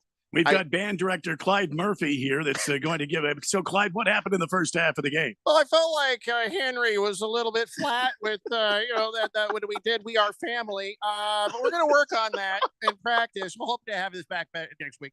What happened in the locker room during halftime? Everything okay? Well, you know, it's hard to get into a bathroom stall holding a tuba. And I'm really not going to hold that against him. And there was a concussion protocol that was brought by the guy coming out of the stall. It wasn't a really great moment for us. I'll admit it. What's the plan for the second half, Coach? We're just going to try to regroup with what we've got. I still have a piccolo. I think we still have, I think we got somebody with a cello. I don't know why they're in the marching band. I'll be honest with you. This is not going well for us. Thanks for your time, Coach. All right, thank you. Not one lie in that entire conversation. Be better than lying. Randy didn't make up a thing. State Street Brat says if Carissa Thompson wasn't attractive, she wouldn't have a job. Sadly, that is true and not fair. It's sad but true, and also not fair. Look at that snaggletooth bastard on Fox who gets to stand up there and do sideline reporting, but every woman is held to a standard where they have to look a certain way. You know what I'm saying? So, yeah, especially she wouldn't have the job she has now. That's true, you know, and it's sad, but yeah, it is a fact. Just another face in the crowd says, to Ken's point, if a reporter can't get FaceTime with a coach or even a player, that's when you hope they have their ears perked up. Just get some inside info, something you hear somebody say on the sideline, something you hear players yell out or something. Oh, I think I heard a guy say this, you know. Yeah, that'd be worth something. I mean, because it's not a lie. It's still the truth. It's still the facts of what was going down there. And then as a person listening to the broadcast, you go, okay, either they're worried on that sideline because, you know, you just heard something like that, or, you know, so-and-so got hurt. You weren't able to get anybody that actually had an opinion, but none of the players seem to be bothered by it. Like there's a picture you can paint. Well, Gorilla Toe just painted a picture. This text starts out okay, and it gets, well, bad. He says, come on. Do we really need the cliche crap from these sideline reporters? The coaches give them nothing, and they repeat nonsense. Yeah, there's always, listen, with athletes, with coaches, there's coach speak, there's jock speak. There's all the stuff you've heard over and over again, but there's also actual information that can come through there. So it's always worth doing. And, you know, sometimes there is interest in the facts of what it is they will say, even if it all does sound cliche and the same. And it's a quick thing. It's not something that takes up a whole bunch of the broadcast. If you don't like it and think it's useless, it's gone in a 30, 45 seconds, you know. But if there is something there, if someone has gotten a concussion or broken a bone, right, the person who's going to know the fastest in the whole broadcast team is the person that's down there on the field. Yeah, it's either coach speak, jock speak, white noise, or my ears do perk up when they're talking about somebody who's hurt. What did they say? You know, so there is a purpose for them. Now, Gorilla Toe's text right there, had it stopped right there. Oh, that's a good text. Yeah. Then he goes on and says, Carissa Thompson has leaked a nude video out there. She looks great, but does kill credibility. What? Yeah. There were some people saying that she leaked that on purpose. Okay. That when that string of celebrity photos and videos ended up hitting the internet, somebody hacked a bunch of people. So that's what he's talking about there. Huh. Then the last line is, Carissa is one insider. I would like to be inside. So again, that just started great, just ended kind of gross there. You were just doing a Wow. great job in flight, and then you just broke both your ankles on the landing. Stop with the first paragraph probably just on that nosed in on that one. Woof. Yeah. Anyway, Pickle D, I didn't know you drove Uber. Yeah, he says, yeah, sorry about that word salad earlier. He says, I drive Uber, so my texting happens at stoplights and in between rides. Sometimes I don't have a chance to spell check. Well, listen, man, even be careful at those stoplights. So you don't want to get distracted, especially when your living depends on it. But some other people living might depend on it. So I don't mind as long as you're being safe. Hefty Lefty says, well, that old Jake Browning, he was probably used to throwing to 16 because, well, that isn't the starting tight end. So he has that rapport with him from running the second team all year. That does make sense. That's true. That does make sense, Hefty. You're absolutely right. The Whopper says, coaches say the exact same thing every interview. Well, stupid. First off, they don't all say the exact same thing every interview. There are some coaches that are pretty hapless. I'm going to say that nicely. That'll just say things that you're like, I would not have said that out loud. Ron Rivera, he does not say the same thing every interview. You're like, wow, he really admitted that. I didn't realize the clock was running. Yeah. And then there are some coaches, and we have less of those, that just they do have big personalities that would be interesting to hear what that person would think about certain things. I just think we have coaches with a lot less personality than we used to. I don't know that that's the fault of the sideline reporters. Yeah. I mean, it's still the reason these are all valuable is because every now and then something does happen and somebody does say something, and sometimes the information is useful. Mr. Wilbur says, Randy, remember when you told me that you were the initial architect of the current show because you had dreamt about the show 28 years ago, and that is why you're the only person who has great ideas on the show? You remember that? You told me that. Remember? Don't you remember? I never said those words. The hell's he talking about, Randy? I don't know. What are you talking about? Like, that's something you said when I was gone? No, I never said that. That's just somebody throwing out some information to try to get you and I at odds against each other. I think Mr. Wilbur is trying to be like Carissa Thompson. I think that's what's happening. Yeah, just because of that, Jeffco, here's a shot for you. Thank you. By the way, I noticed somebody's been hitting that bottle in my office. It has, like, about this much has gone down. I'm going to guess it's around time Radio Ron's doing billing. My guess. How much do I pay these people? Yeah. Let me get in there. Either that or somebody needs to do a blood alcohol breathalyzer on Squid when he leaves. Lost Toby says Keon was out there interviewing random dudes, and hold on, my screen just moved all the way down. Oh my God, way down. Here it is. Drunk uncles. Well, I didn't say just get any random person, but there are a lot of people on a football team. There are a lot of people on a coaching staff. There are a lot of trainers around. You got to, I mean, there's nobody with information you can find to where you had to make it up. I go to Keon Rose on the sideline. I didn't from the parking lot. I didn't go up into the stands and go, sir, do you have any kids playing in this game? Look, no? man, I got to go to the bathroom. Get out of my way. I was like, come because the hot dogs are cheap. Thank you for interviewing me. And there you have it. The hot dogs. They're cheap. Kyle G says, honestly, interviewing the band players or cheerleaders would be way more entertaining than the coaches' interviews. Yeah, sometimes you're probably right. Which is why, like, first off, quarterbacks are trained these days to not say anything. Like, media training is something that has absolutely killed, anything that players tell you, because players have been coached to say absolutely nothing. But if you have a team with a maybe a diva wide receiver on it, if Terrell Owens was still in the league and on a team, I don't know why you don't just find him for everything. That would just be, to me, the best way to go about it. Or whatever Antonio Brown was doing. Yeah, he's nuts, but that's exactly why you want to find him. George Kittle would be a good one. He's kind of crazy. Yeah.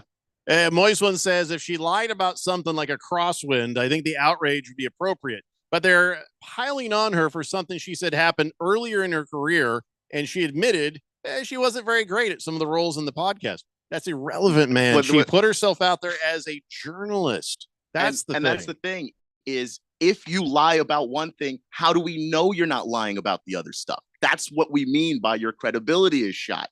Sure, you may not have always had access to coaches and you made up some cliche stuff, but where do we know where your lies stop? We don't know. We have no idea. So you might have been lying about other things too. like maybe you felt the crosswinds, but you said the kicker was worried about it, even though he didn't tell you that. And that's not fair to him, and that's not fair to anybody listening. You know what's amazing about this? This is a woman, and if a man had admitted something like this, a woman would never let you hear the end of it. Well, you lie about that. What else would you lie about? Jeffrey lies all the time about when he breaks wind.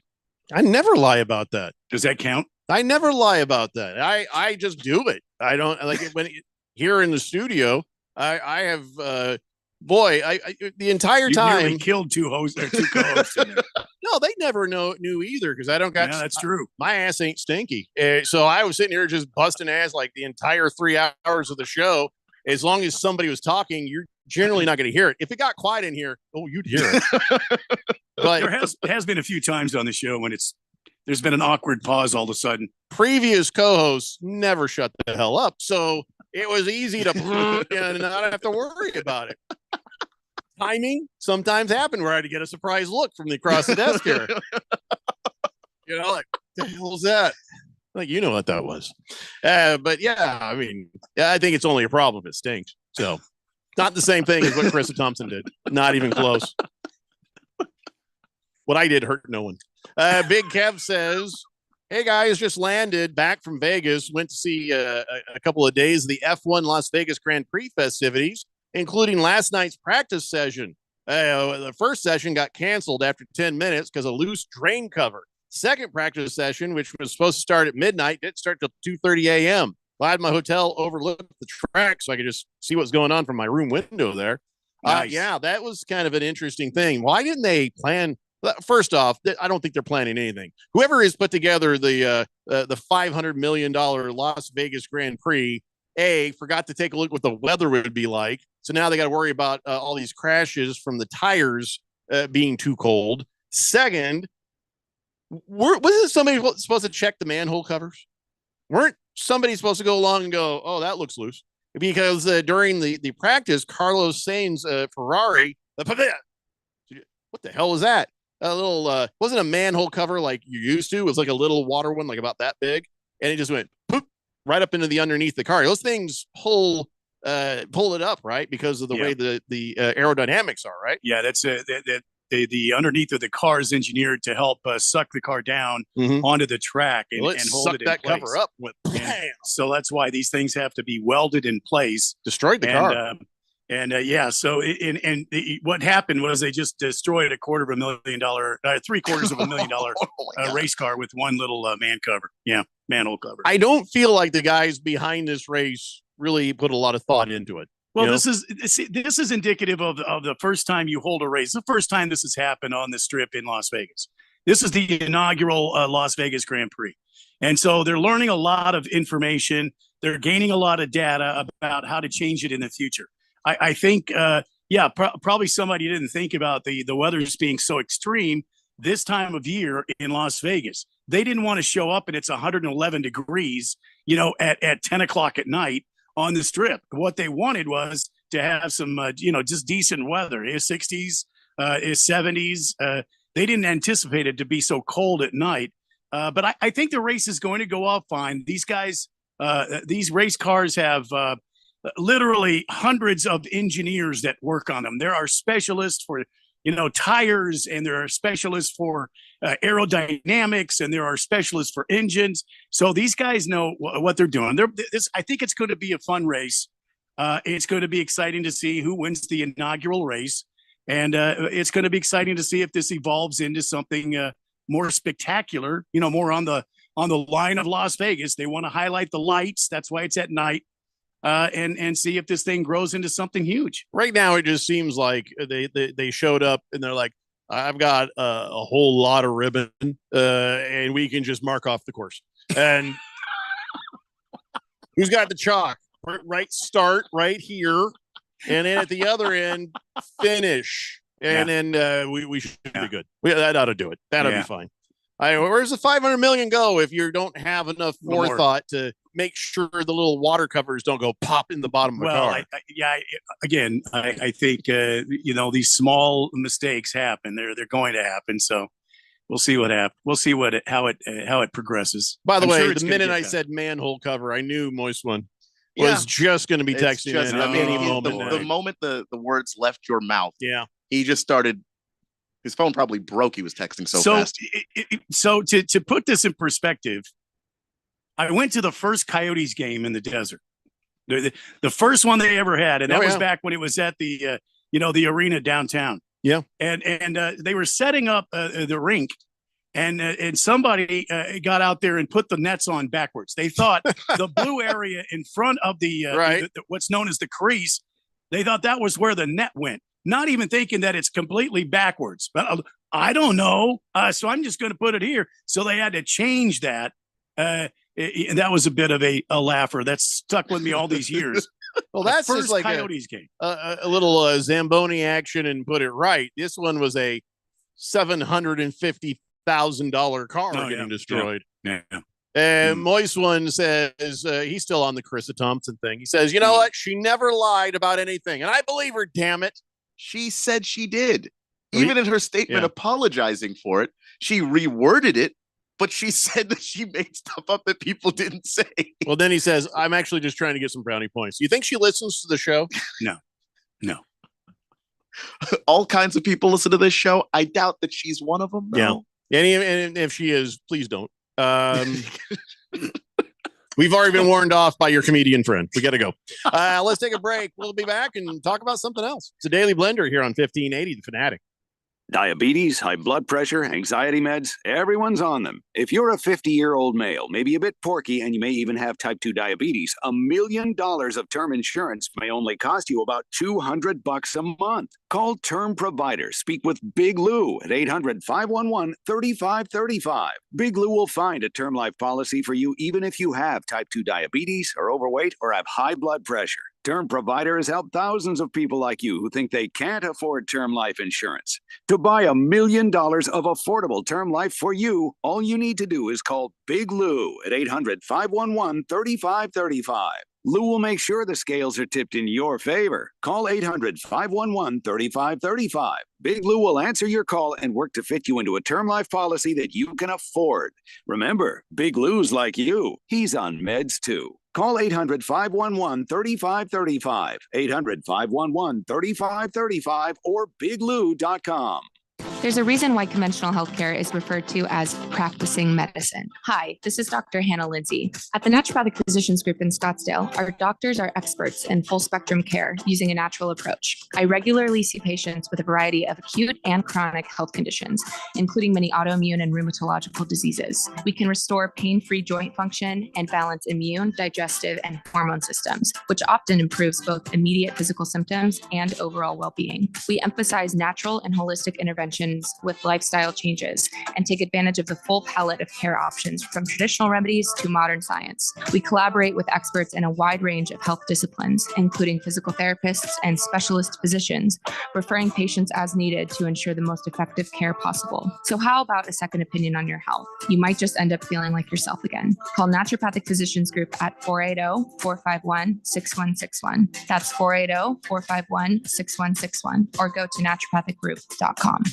When life gets overwhelming, but you just don't feel like talking, help is only a text away. Trained and caring crisis specialists are available by text 24/7 to assist with suicidal thoughts, substance use issues, depression, anxiety, and more. You are never alone. When you need help, please text HOPE to 4HOPE. From anywhere in Arizona, text the word HOPE to 44673. This message is sponsored by Solari Crisis and Human Services. Grand Canyon University basketball is back for another exciting season. After advancing to March Madness in 2 of his 3 seasons as the head coach, Bryce Drew brings a team to the court this season, picked to win the conference once again, and led by first-team All-WAC selection Gabe McLaughlin and WAC preseason Player of the Year Ray Harrison. Check out the schedule at gculopes.com to find matchups with San Francisco, DePaul, Liberty, and last year's national championship runner-up, the San Diego State Aztecs. Join me, Michael Potter, and Lopes insider Paul Coro all season long right here on The Fanatic, the home of Lopes basketball.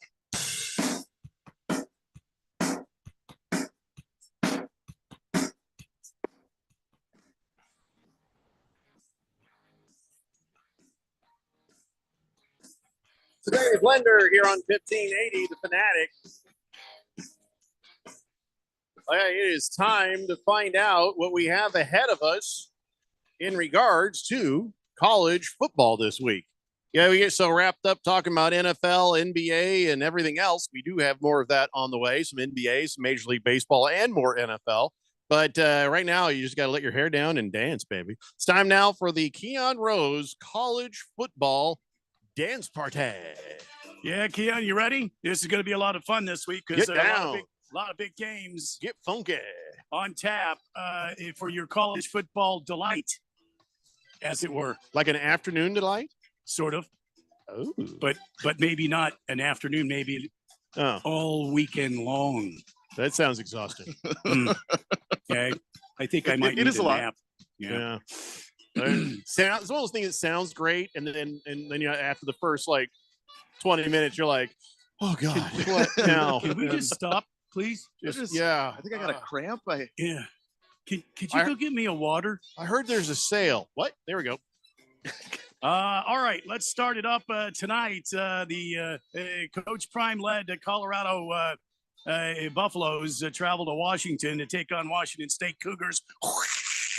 Oh, Jesus. Colorado State not getting quite the run in the press as they were early on in the season.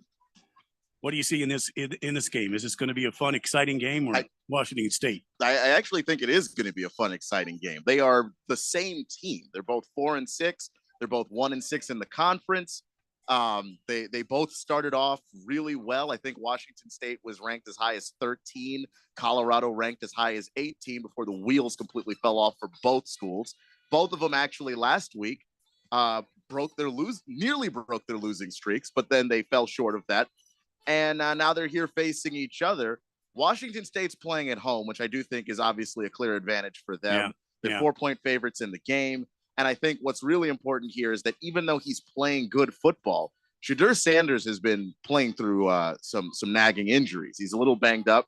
So I don't think that he's going to be playing at his best. Colorado's also, again, just one of the worst defensive teams in the entire Pac-12. And Washington State's got a better offense than they do. Just every statistical measure, rushing the football, passing the football, total offense. It doesn't really matter. I'm taking Washington State to hand yet another loss to the Colorado Buffaloes. All right, moving on to Saturday now. And again, a perplexing team for me, the University of Miami. They're going to be at home at the Hard Rock Stadium.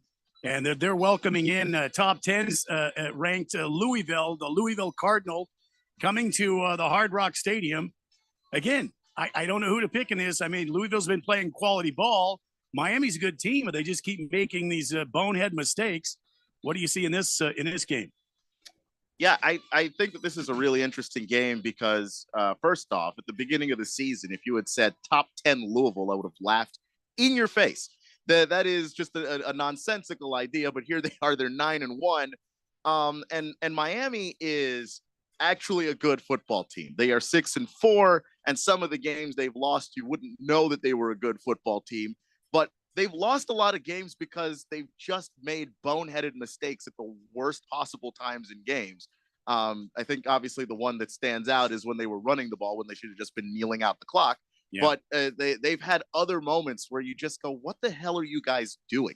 And I think that that's kind of the theme there. Meanwhile, Louisville, they haven't played perfect football, but the reason why they're 9-1 is because they're consistent. They're steady. They don't make a ton of deadly mistakes, and their defense is actually pretty good. I think that they've got the 16th overall ranked defense in the nation. So I'm taking the Louisville Cardinals to go in and beat the Hurricanes and make Mario Cristobal's life probably a little harder than it needs to be. Okay. I'm always looking for upsets, and I feel like this might have the potential of being an upset. With number 3, Michigan, with all their legal issues, as they go into take on the Maryland Terrapins, that's going to be on Saturday. What do you see in this game? Is this going to be a blowout by Michigan, or does Maryland maybe have a chance to upset the apple cart? Yeah, I mean, I think that this is actually one of those things where Michigan, because of everything that's going on around that school and around that program, what it looks like, and especially last week, is that they're using these games as like the safe space, the place where they can just not worry about any of that other stuff and just play football. I also think that Maryland is just not really deep. And I think you need that depth to be able to hang with Michigan. And I think you need it to be able to upset them. So unfortunately, I don't know that the Maryland Terrapins are going to be able to knock off Michigan. The spread is like 19 points. They could probably cover it, but I don't think they're going to beat them, no. All right. What about this game? Tulane ranked 24th in the country. They're going on to Florida Atlantic University, and they're going to be taking on FAU this Saturday. Could that be an upset? It could be, because I mean FAU is a school that has just generally recruited pretty well for what they are. But man, Tulane is so good. Like last week, it probably didn't look like it. That was one of their worst games, and they still found a way. Hey, Minnie. What was that? That's my computer. Jeez. My computer. Sorry about that. I was worried it was my my funky backgrounds. Yeah, no, it wasn't you. Keep going. Yeah, there. so Get Michael on. Pratt, the quarterback for Tulane, 16 touchdowns, 4 interceptions this season. He does a really good job of protecting the football while being able to make some of those big time throws that you need. And FAU, I don't think, makes enough big plays to beat Tulane, but that game could be more fun than you think. All right, I've kind of lost my computer here, so Jeffrey, I don't know. Maybe Keon can take it from here, or kind of having a meltdown. So hey, how about them college football games? How about the college football games? Here's one. We got Kansas State and Kansas in-state rivalry game going on, and both of these teams are ranked, by the way. Kansas State is 21st in the nation. Kansas is 25th, and I do think that this is going to be a really fun game, even though Kansas is right now dealing with just what appears to be a rotating door of quarterbacks, because Jalen Daniels, been in and out of the lineup with injuries throughout the season. So, Jason Bean has been doing a lot of the work at quarterback for Kansas. Kansas State is a team that just seems to be like, at least in the Big 12, a juggernaut on the ground. They average 200 yards a game, rushing the football. And quite frankly, I think that is their biggest advantage, is that they don't actually need to throw the football to beat you. They can, but they don't have to. So I'm going to take Kansas State over Kansas. This is, by the way, just less exciting without the music. There it is. There. Sorry, I had to reset there. I was desperately looking up things, realizing I don't know which one of these. How about Iowa State and Texas, huh? Yeah, well, that's one that Did you already talk about it? We did not already talk about it. I did not. Hey, I found one. Didn't want to talk about this one there because you go. It's not going to go well for you, is it? I think Texas is going to win the game, but I'm not guaranteeing it. I am worried about this game. There are too many things that scare me as a Longhorn fan with this game. Texas just needs to win out, and then they're going to put themselves in a really good position to make the college football playoff. But this Iowa State business, I thought, when they got to this point in the season, I was going to be happy with what Texas was going to be able to do at Iowa State. That damn Brock Purdy, he's in the NFL now. He's everybody else's headache. He's not at Iowa State there to haunt me and bother me, except here comes Iowa State winning 4 out of their last 5 games. They're playing really well at home. Texas just lost their top running back, Jonathan Brooks, and in fact, the number 1 running back in the nation. There's just a lot of things going on that Texas is going to have to adjust for. They have the weapons, they have the talent to beat this team, but it seems like they've had a lot of close games with teams that they should have beaten much more badly earlier in the year, and it just feels like they're playing with fire. I am going to take the Longhorns because I do think that they should win the game, but I'm scared. I'll just put that out there. All right, back to my train of thought here. Upsets. 22 Utah travels into the old Pueblo down in Tucson to take on the nameless, faceless meth lab team. What do you got? What do you got? Could that be an upset? Yeah, no, I'm upset we're talking about him. I mean, I'm sorry. I mean, you probably should be, but the fact is it absolutely could be an upset because Utah has been able to overcome their uncertainty at quarterback throughout the year. It hasn't made a difference. It hasn't bothered them. You know, the games that they lost this year, they didn't lose because they didn't have a quarterback. They have been consistently good on the defensive side of the ball. And I do think that that's something that this Arizona team has struggled with, is when they go up against teams with particularly strong defenses, that's been an issue for them. So, yeah, I do think that this is going to be an upset, because at no point in the season did I think that Utah was a worse team than Arizona. And I still don't think that. All right. Finally, today, look, I know it's going to be ugly. Give me the facts. Number 6, Oregon versus the Sun Devils. We beat UCLA, Randy. We beat UCLA. There's a chance. What's the dirty facts, though, Keon? ASU did beat UCLA, but Oregon is not UCLA. Oregon's got plans. Oregon is on a mission to make the college football playoff. They've got it in their sights. All they have to do is win out. And so I don't think that they're going to overlook ASU. I think ASU has shown themselves to be a worthy enough opponent that this is not going to be even a trap game for Oregon. I don't think that they're going to overlook the Sun Devils. And Bo Nix has just been awesome, and he is going to be a Heisman finalist. And, you know, if he puts up a big game here and maybe a big game, you know, in the Pac-12 championship, he could find himself, you know, holding up the Heisman in New York and when it's all said and done. So I can't really pick ASU here. I gotta pick the Ducks. Yeah, right. Gotta pick the Ducks. See, that's your journalistic credibility. Yeah, right there. Yeah. Hey, did you talk about Georgia and Tennessee? Well, Georgia, Tennessee. No, that's a game that's on on 1580 The Fanatic at 1 p.m. on Saturday. Is that a good game, or is that? Oh, yeah, just garbage? yeah. I mean, it 5 weeks ago felt like it was going to be a good game.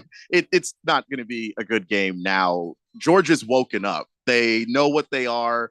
They are stomping people out, and Tennessee just doesn't score. The Joe Milton, they're going to have to do something else at quarterback next year.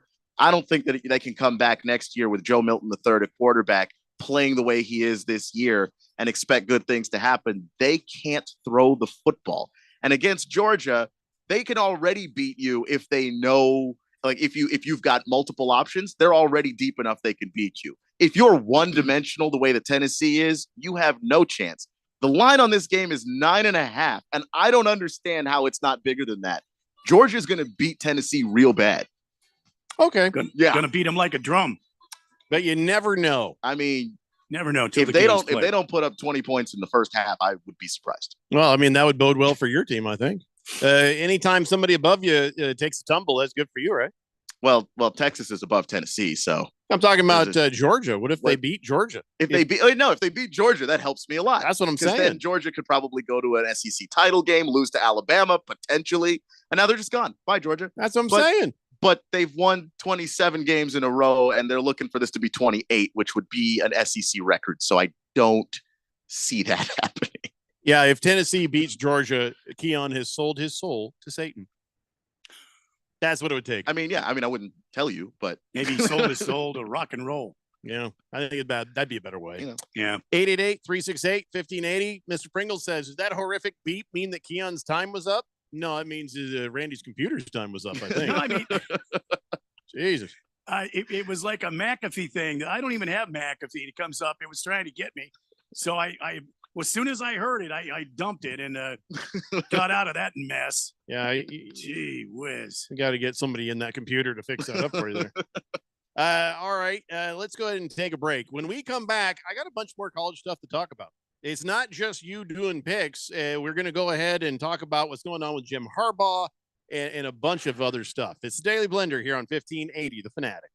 Diabetes, high blood pressure, anxiety meds, everyone's on them. If you're a 50-year-old male, maybe a bit porky, and you may even have type 2 diabetes, $1 million of term insurance may only cost you about $200 a month. Call Term Provider. Speak with Big Lou at 800-511-3535. Big Lou will find a term life policy for you even if you have type 2 diabetes, are overweight, or have high blood pressure. Term Provider has helped thousands of people like you who think they can't afford term life insurance. To buy $1 million of affordable term life for you, all you need to do is call Big Lou at 800-511-3535.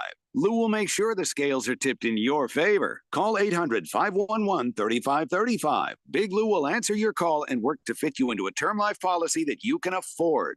Remember, Big Lou's like you. He's on meds too. Call 800-511-3535. 800-511-3535 or biglou.com. Ancestry makes the perfect gift to give people because it literally blew my mind. It's literally like you're giving them something that they would have no knowledge of. Which is very important because for us to basically be able to find our missing family or to see my indigenous heritage confirmed inside there. It's one gift, but it's so many different things. Show someone where they came from this holiday season with Ancestry DNA. Now on sale at Ancestry.com.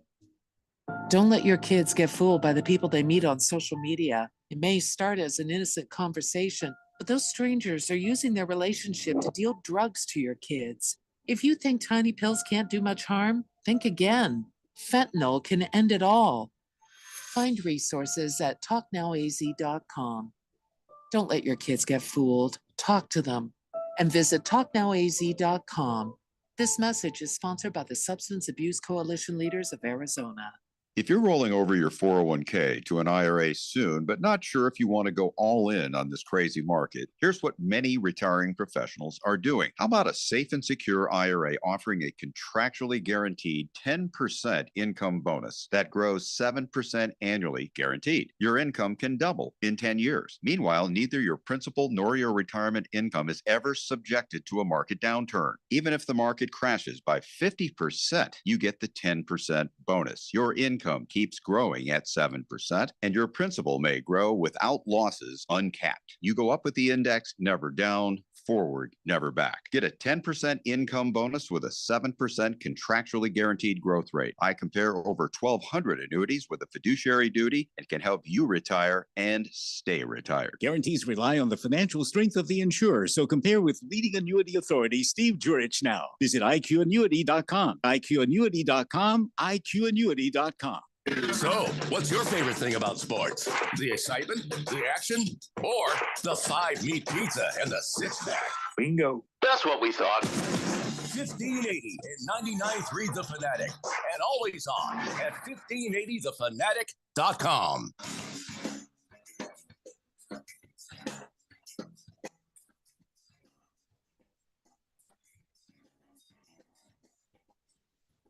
Hey, Blender here on 1580 The Fanatic. People have a lot of theories about what that horrific noise was. It was actually just Randy's computer taking a dump, but It wasn't taking a dump. Lost Toby says Randy's life alert went off. Thank you. Swave Dave says, Jeffrey, after you were talking about all your farts in the studio, I thought that noise was your innards pulling an audible for an emergency alert right there. I don't know. Listen, it's everything's fine now. How are you? 888-368-1580. So let's talk now about some college things. And one of those things is, well, I'm really confused. And it seems like everybody else is too about the whole Jim Harbaugh thing. I think it's pretty obvious. He's dead to rights. He's stealing stuff. And there's a whole ring of nonsense. You know how I know it's for sure Jim Harbaugh? Because they've already found themselves a patsy. They've already found themselves somebody who can go down with that ship. And so today they fired, was it the linebackers coach? They fired the guy. Yeah. And the reason they fired him, they're like, well, the reason they fired him is because he has not been cooperative with the NCAA, investigation. Oh my God. Oh my God. What a load that is. That guy is a fall guy. They're going to put every single last part of this whole scandal on him because, that's how it works. That is how it works. So now I don't know what happens next. At 1 minute, they say, Jim Harbaugh has said he's going to accept his suspension. And then, of course, that means that there'll be no further investigation. Why? Why not? You made a big damn deal out of it. Continue your investigation. And then the Big Ten says, wait a second, Michigan withdrew their case without resolution. They can't just do that. They can't just not get a settlement. They can't just, we want justice here in the Big Ten. And so they're like, well, we fired Chris Partridge. The hell do you want from us? And so now I don't know where anything is. Is he suspended? Is he not on the field this week?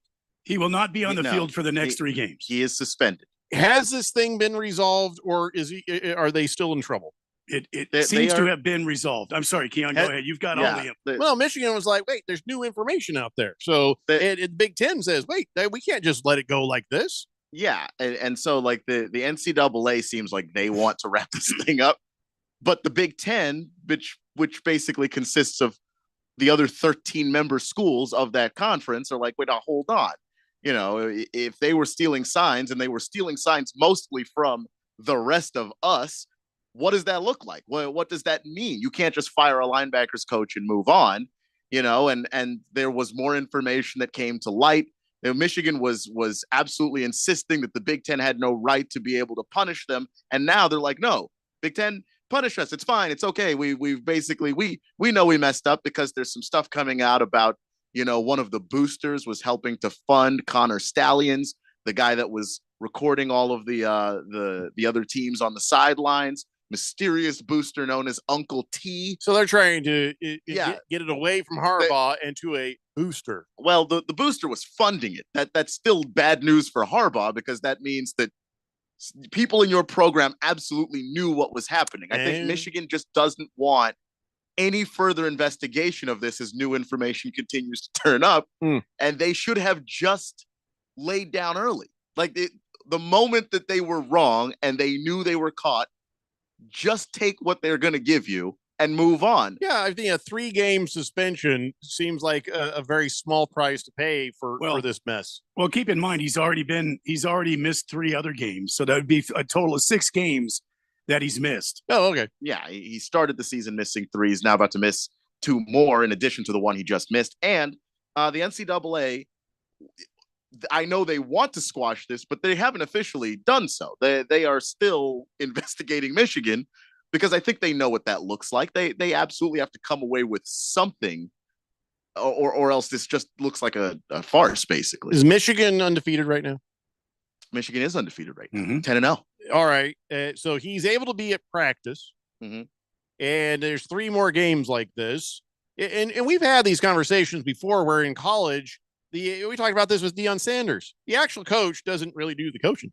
The actual coach sort of a CEO of the situation, but you got an offensive coordinator over here. You got a special teams guy right there. You got a defensive coordinator over here. So they can crank right along and implement his game plan because he's at the practices. Yeah. The most important things that Jim Harbaugh is going to do in any given week will happen Sunday to Friday. So him not being on the sideline is embarrassing for him, but it's not the end of the world. You know, and I think he has a competent staff. So it's not, if you're a coach and you've just hired a bunch of idiots, I guess, like that's going to be an issue, but that's not like the case. Chris here. Partridge. Yeah. And it's just Chris Partridge. He may not have cooperated with the investigation, but none of them probably did. Yeah, like that's the thing. He can't be the only one. And I just have seen enough NCAA scandals go down. There's always a scapegoat in every single one they try this thing, man. Get this. The last thing that they said was, due to employee privacy laws, we are unable to comment further. You've just given out all sorts of information that violates employee privacy law. Here it says, consistent with our commitment to integrity. All right. So now you're saying he doesn't have integrity. We will continue to take the appropriate actions, including disciplinary measures. Now you're saying he did something wrong. Based on information we obtained. Earlier today, Michigan Athletics relieved Chris Partridge of his duties. His ass was fired as a member of the Michigan football staff. But due to employee privacy laws, we can't say any more than that. What else is there left to say? That's pretty much the whole thing. You think he's wrong, you found him guilty, and you punished him for it. That's in old journalism school, the who, what, when, where, and why of everything. That's pretty much it. Yeah. I don't know what else you could say. They want him to be the patsy. It may not work. because I mean, I've seen schools try it before and it hasn't worked. I've seen schools do it before and it has worked. I don't think this is going to work in this particular situation. I don't think that anybody's going to look at a linebackers coach. He wasn't the ringleader. That He ought to wasn't- do it. Yeah, he wasn't the person that was behind the entire operation. The linebackers coach is Yeah. like, I really need to know these plays. I really need to know their schemes. And you better hope that this dude is legitimately a Michigan man. And like Connor Stallions, he stepped down. Yeah. They'll pick the guy who they know can be quiet or the guy they like the least. Yeah. And Connor wasn't going to say anything, not cooperating, because he is diehard for Michigan, whether they're paying him or not. I don't know if Partridge is that way. I guess we'll find out. 888-368-1580. Lost Toby says they fired the intern. Yeah. Hefty Lefty says, I'm still waiting for the moment. Yes. That enough big schools get fed up enough with the NCAA to finally tell them to just go ride a seatless bike and not listen to anything the NCAA tries to enforce. Well, here's the thing. The NCAA was ready to let it go easy. The actual, the Big 10, 12, 14 and a half, I don't know how many teams are. They were the ones who were like, because all the other schools in that organization hate Harbaugh. And they hate each other. Yeah. Like that's the thing. So like the enemy of my enemy is my friend. Like they hate each other, but they hate Harbaugh more. So they're working together. Like, Ohio State's happy because they really hate Harbaugh. Michigan State is happy because the whole Mel Tucker thing, we haven't talked about it since this happened. We got wall-to-wall coverage of sign stealing scandal. So we've just had the Spartans fall out of the news. Northwestern also had their scandal with just insanity with the hazing there. Some of the things that just came out of there, it's just like, what on earth is that? We haven't talked about that since. So like there are a number of schools that are highly motivated to continue to investigate Michigan because it takes some heat off of them. Plus a rival in the conference, if you can just get them to get knocked down a peg, well, that's even better for you. Against the Spread says, congratulations to the University of Arizona for losing 240 freaking million in accounting errors. I always wondered where the Pentagon got their accounting department from. Now we know. Bear down and hold your ankles, Tucson, because you can't raise 240 million selling meth overnight. Oh my! What the hell is he talking about? I don't know. I don't even know what he's talking about. I love it though. The phrase "bear down and hold your ankles" is. Well, I got to look up this story because if Arizona is in trouble, I'm here for it. I'm here for it all day. I can't wait to find out. Somebody send me a link. God damn it! I have no idea what. I love the story. Lost Toby says, Carissa Thompson reported it. Oh no. Let's see. Wilbur says, there goes Randy going full Carissa Thompson on us. Yeah, you mean with the video that came out with the race report? Yeah, he probably had one of the drivers tell him, or he made it up, that they were putting Jack Daniels in as their fuel and they were just going to put the hammer down. That's what they're going to do. Randy White would not ever falsify a report. No. Not a weather report. Never. Not a racing report. Never. No report. Except for one to HR when he always grabs my ass. That one he lies on all the time. No video proof. I'll get some. Just another face in the crowd says, wait a second. You mean to tell me someone at Fox lied? Oh, the horror. Yeah, I know. It's a shock, right? Flappy Mac says, Chris Partridge was a great drummer and had a hot mom. Should have stayed in the music biz. You're not wrong. You're not wrong. 888-368-1580. We got a lot of college stuff here to talk about. Some of this stuff is going to launch us into much longer conversations here. This one cracks me up, though. This is short. Ferris State coach Tony Annese got suspended because his players were smoking in the locker room. Why did he get in trouble for that? So I guess they won some sort of a title last year, Ferris State, and the Division II. That's why you don't know what I'm talking about. Anyway, so they were in there lighting the cars, Joe Burrow style in the locker room. And so they got all in trouble. They fined Ferris State $2,500 and also $15,383 for cleaning and repair expenses because they smoked some cigars in there. Oh, stop it. Isn't that just sickening? The McKinney, Texas School District said, hey, we have a no tobacco policy in here. So So yeah, Ferris State coach Tony Annese suspended. He says, technically speaking, I can be at the game, but I just have to buy my own ticket. It's Division II. they're not going to stop you at the gate. Yeah, there isn't going to be a sign going in. Now hold on. No one's going to recognize me anyway. Don't let him in here. So I could be up in the stands yelling, but that's about it. Like, come on, defense. Okay. I love this so much. This U Arizona thing's pretty interesting, man. Yeah, you have to fill us in Yeah, when we we might come have back. to- What the hell's going on? T-Licious says, love Harbaugh for his time with my Niners, but this is funny. So he gives the guy holding a sign. Harbaugh has more suspensions than I don't know what has wins. I can't see the whole sign because there's an arm in the way. You could have just said the sign said it. You didn't have to. I can't see what's funny. No. We must take a break. We come back. I'll answer the Jets question, and I don't know. Maybe that's all. That's all I'm doing in the next hour. Just that one. My dad has a cold, but also has high blood pressure. That's why I got him Vicks NyQuil High Blood Pressure for fast, powerful nighttime relief. Unlike some ordinary cold medicines, it's specially formulated for people like my dad. NyQuil High Blood Pressure is sugar-free, alcohol-free, and decongestant-free.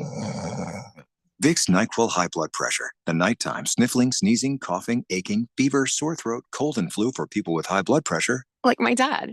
Medicine. Use as directed. Hi, folks. Robert Quigley here, America's Independent, Washington, D.C. We're on the road to the White House. You know, Trump wins the Republican nomination hands down. Quigley beats Trump. You know, Biden and all of the Democratic and Republican primary wannabes are status quo institutionalists, backed by status quo donors. Trump is an obstructionist, a populist in modern language. Quigley, like Dwight Eisenhower, will use government to lift all citizens. We will solve problems with common sense. Hundreds of millions of dollars have been wasted in these primaries because Americans reject institutionalists and the status quo. Even my paranoid fellow independent, Robert Kennedy Jr., spends hundreds of thousands of dollars on an unnecessary security detail. Americans want a government that has their backs. Go to robertquigleyforpresident.com, donate what you can, join Team America, and together we will make it work for all of us. Paid for and approved by the Robert Quigley for President campaign. Can I open it now? I think you've waited long enough. Yeah, go for it, kiddo. I already have this baseball cap. Not this one. Look a little closer, sweetheart. It's signed? Yeah, buddy. I can't believe it. Do you still have that card all these years later? Do you have trading cards that's been sitting in a box for decades? Scottsdale Cards is who you want to call first. The Valley's card, comic book, and collectibles expert since 1989. Scottsdale Cards is your source to sell your trading cards and other collectibles, including those comic books you've been doing nothing with. We are always interested in buying your vintage sports cards and comic books, certified autographs, memorabilia, and collectibles. So what collectibles do you have stored away? They could be worth thousands. Call or text 480-419-2990. That's 480-419-2990. Or go to scottsdalecards.com. That's scottsdalecards.com. Or search Scottsdale Cards on your mobile phone today.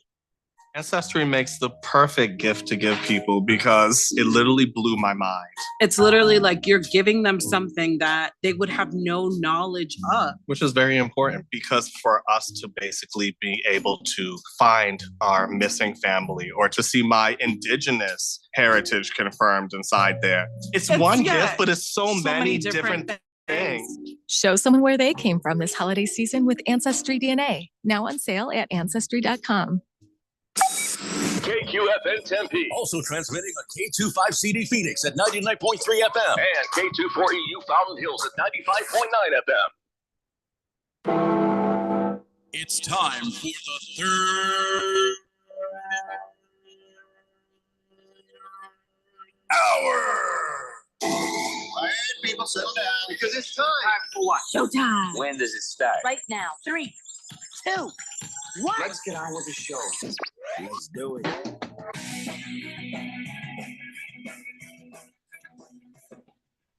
Yeah, so Randy, I'm just sitting there and I'm like looking over. I'm like, oh my God! Finally, there's a kid sitting there without a smartphone, right? I mean, sure, he's smoking a cigarette, but at least it wasn't on a smartphone or on a tablet or something. We're live. Oh, hi, everybody. It's 5 o'clock here on the Daily Blender. I'm your good friend, your radio pal, Jeffrey O'Brien, alongside Randy White.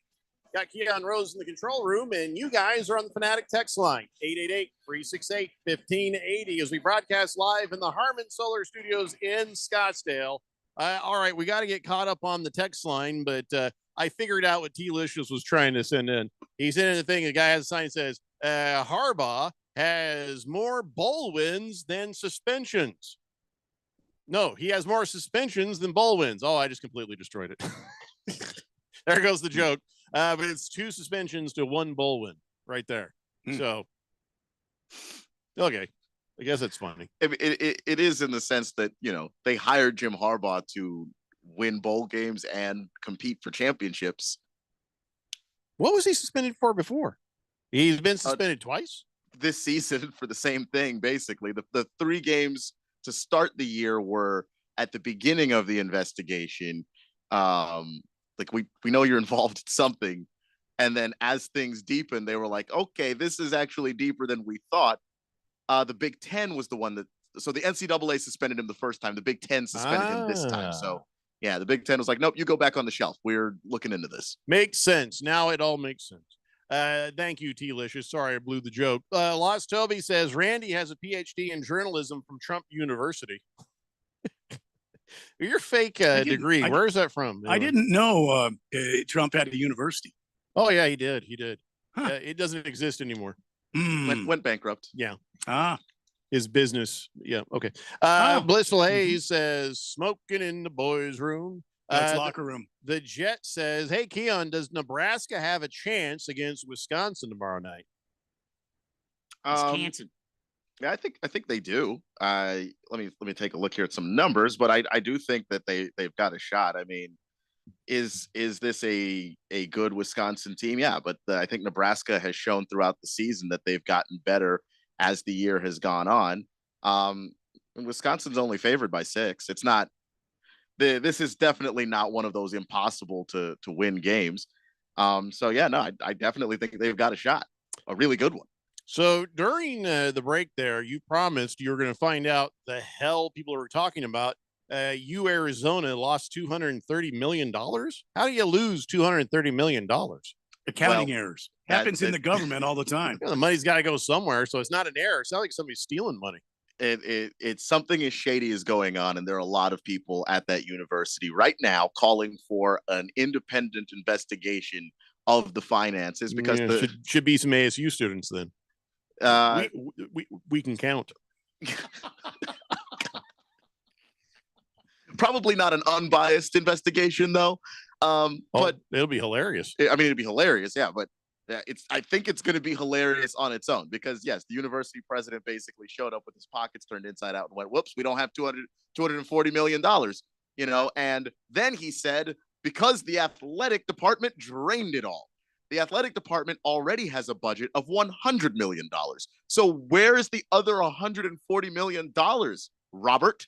I don't know. So you've got them talking about cutting teacher salaries, cutting scholarships for students, which is why people at the university are like, what the hell? You can't just say we're losing jobs and we're losing money and certain students might lose their ability to go to college. Oh, wow. Because the athletic department somehow found a way to lose $240 million. That is shady. Yeah. And somebody's got to go to jail for that. Forget about suspensions. And I don't know where this thing ends. It seems like it's just starting. So there's not a whole lot of information on it. And I only even found, a handful of articles about the story in the first place. But there's something shady going on down in Tucson, man. I think it'd be funnier if nothing is shady. They're just dumb as hell. Just stupidity.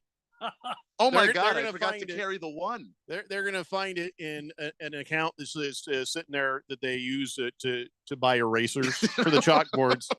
Oh, he found it is in the eraser account. Sorry about that.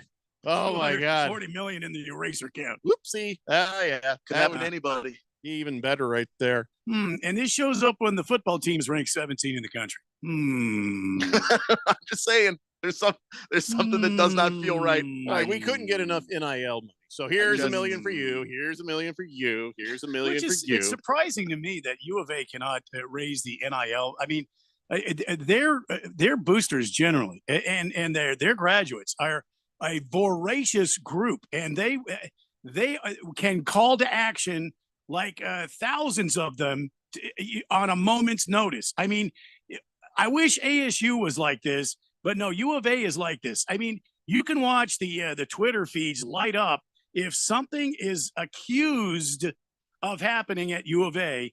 The alumni will come out of the woodwork, just red-faced and yelling about how wrong it is to accuse U of A of anything. They're above board on everything.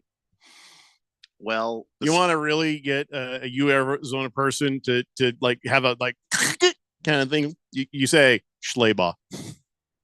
Mark. Yeah. Schleybaugh. And they're like, that's the ESPN writer who broke the story about Sweaty McGee up when he got in trouble there for cheating. Schleybaugh. They just hated him. Oh, well, I mean, God. like, at this point, there are students on campus. I'll read a quote from one student that said, "I do not trust the university with my well-being anymore. The university has made it loud and clear that they do not care about us." Somebody is going to investigate this. There's no way that this doesn't become something absolutely horrific. It looks bad. And when you have people on campus who are like, all right, we're not going to sweep this under the rug, I feel problems coming that way. Yeah, here's the thing. The money is missing. It's a fact. There's no opinion on this. The money is gone. And for your president said, oh yeah, well they sucked up all the money. Well, wasn't there somebody watching this? You're like, hey, we need 100 more million. You can't have that. That's not for you. Okay. Well, doesn't hurt to ask, does it? Oh, I'll see you guys later. Well, they just kicked in the door and just grabbed the money out of the vault and said, you sit down, you shut up. I mean, do you see what I'm saying? The money doesn't just move around without somebody signing something or approving something. And, something ain't right. University President Robert C. Roberts has said the university's athletic department drained university resources ahead of its move from the Pac-12 to the Big 12. But you had to approve this. You were a part of the draining. You can't say, oh, it was these guys over here. Did you approve it? Yeah. Did you sign things? Yeah, but it was them that did it. Oh, I'm afraid of them. I mean, man, oh man. Somebody is responsible for this.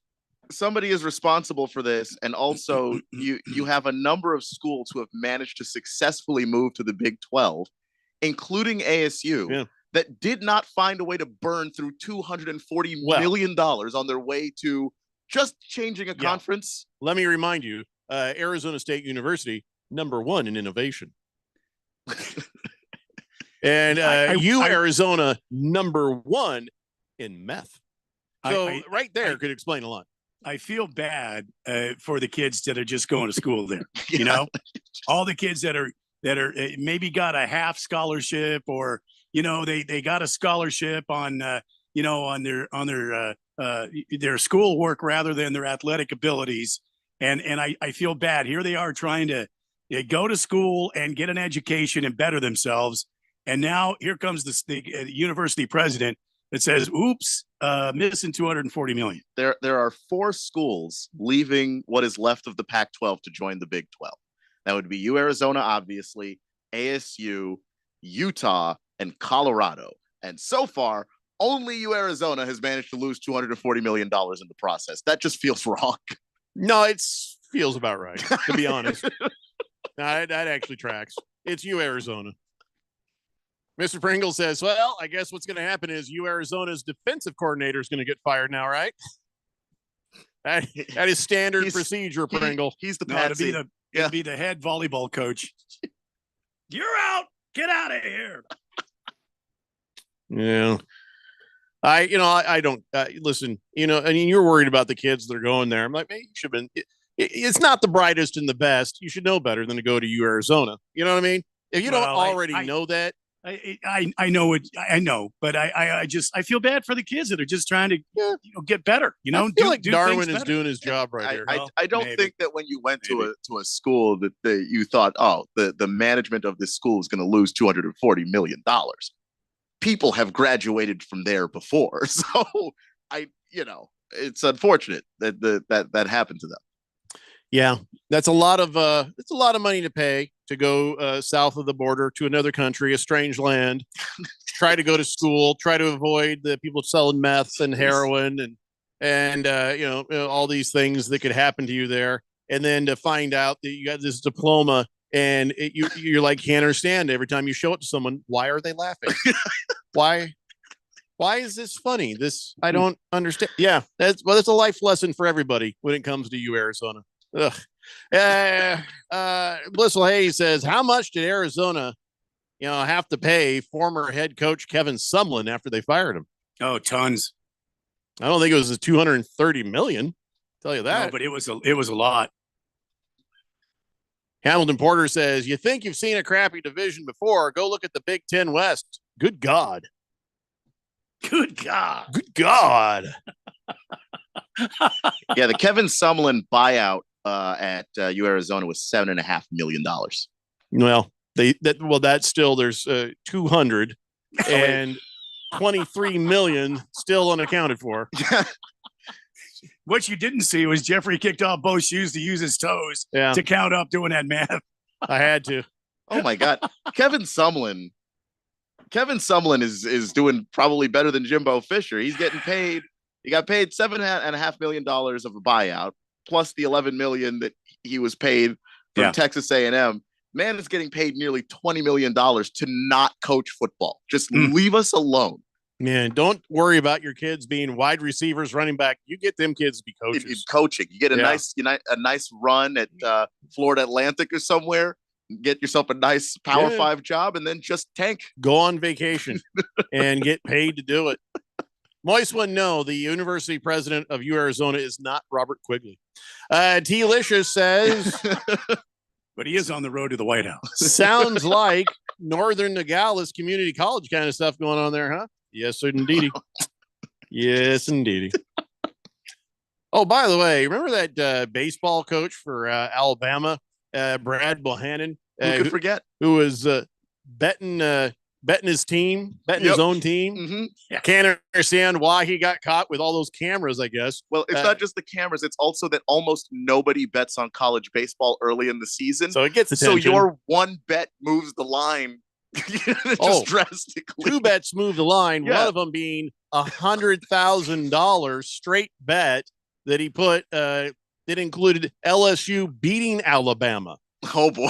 Oh no! He bet against them. He bet against Alabama, which something he could actually help control. And then some other bets as well. So yeah, he's now been banned from casinos there as well. When there's 7 people betting on the game, it's not a hard process of elimination to figure out which person is the person that is moving the line. Well, more of this. Who the hell just bet $100,000 on this college baseball nobody game? does that. Holy maybe crap. a college baseball World Series, some high roller might do it. Early in the season, are you insane? And then after the bet was placed, Alabama scratched its scheduled starting pitcher. No good reason. Just we're going to win this one. We're going to win this. Just having an off day. Jones, sit down. Somebody go get the clubhouse boy. Tell him to suit up. We're going to go without a pitcher. We're going to hand the catcher is going to hand the batter a ball, and then they're going to throw it up and hit it. Like, here's a new way to do this. Tell Johnny the bat boy to suit up. He's going to pitch today. It's going to be a great game. Going to be a great game. Could have at least made it look good, man. Just another face in the crowd says, basically, Arizona lost $250 million. Someone got some splaining to do. You damn right they do. Good luck making it make sense. They're all on meth. Somewhere in the United States, Kevin Sumlin lets out a quiet, gentle burp. He's like, I got my money. Hamilton Border says, sounds like U of A needs the Count from Sesame Street to be a board member. 1 million. Look, he'd count it one at a time and it would take forever. but he'd figure it out. He's on the case. The count. Yeah. That felty bastard.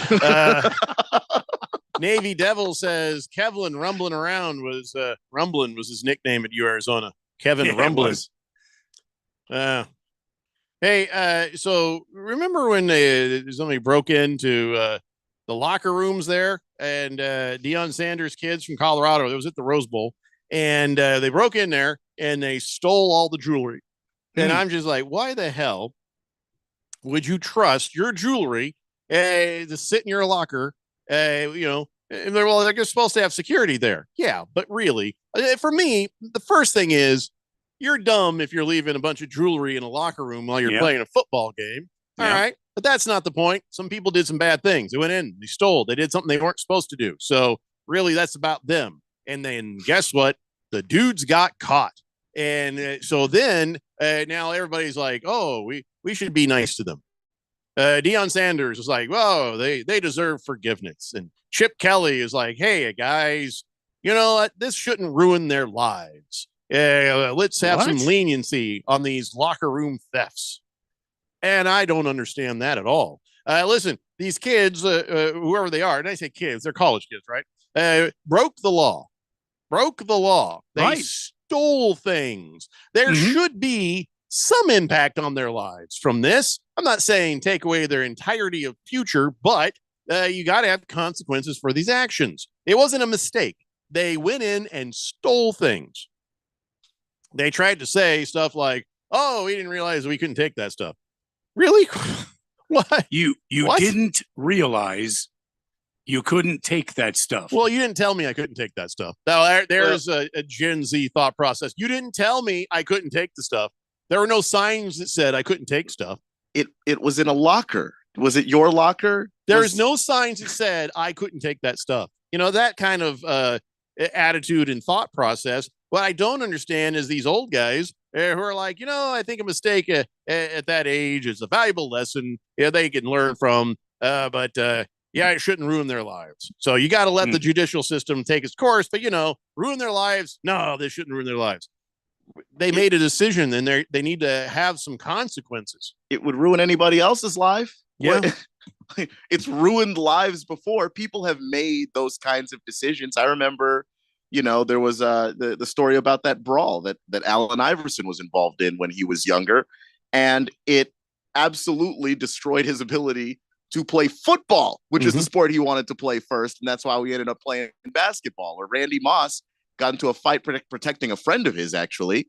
And then a bunch of universities didn't want him anymore. Like, that happens. This is not the first time this has happened. So the idea that now, all of a sudden, a group of kids pulled the Dave Chappelle's friend bit and said, I didn't know I couldn't do that, is insane to me. It's insane. Yeah.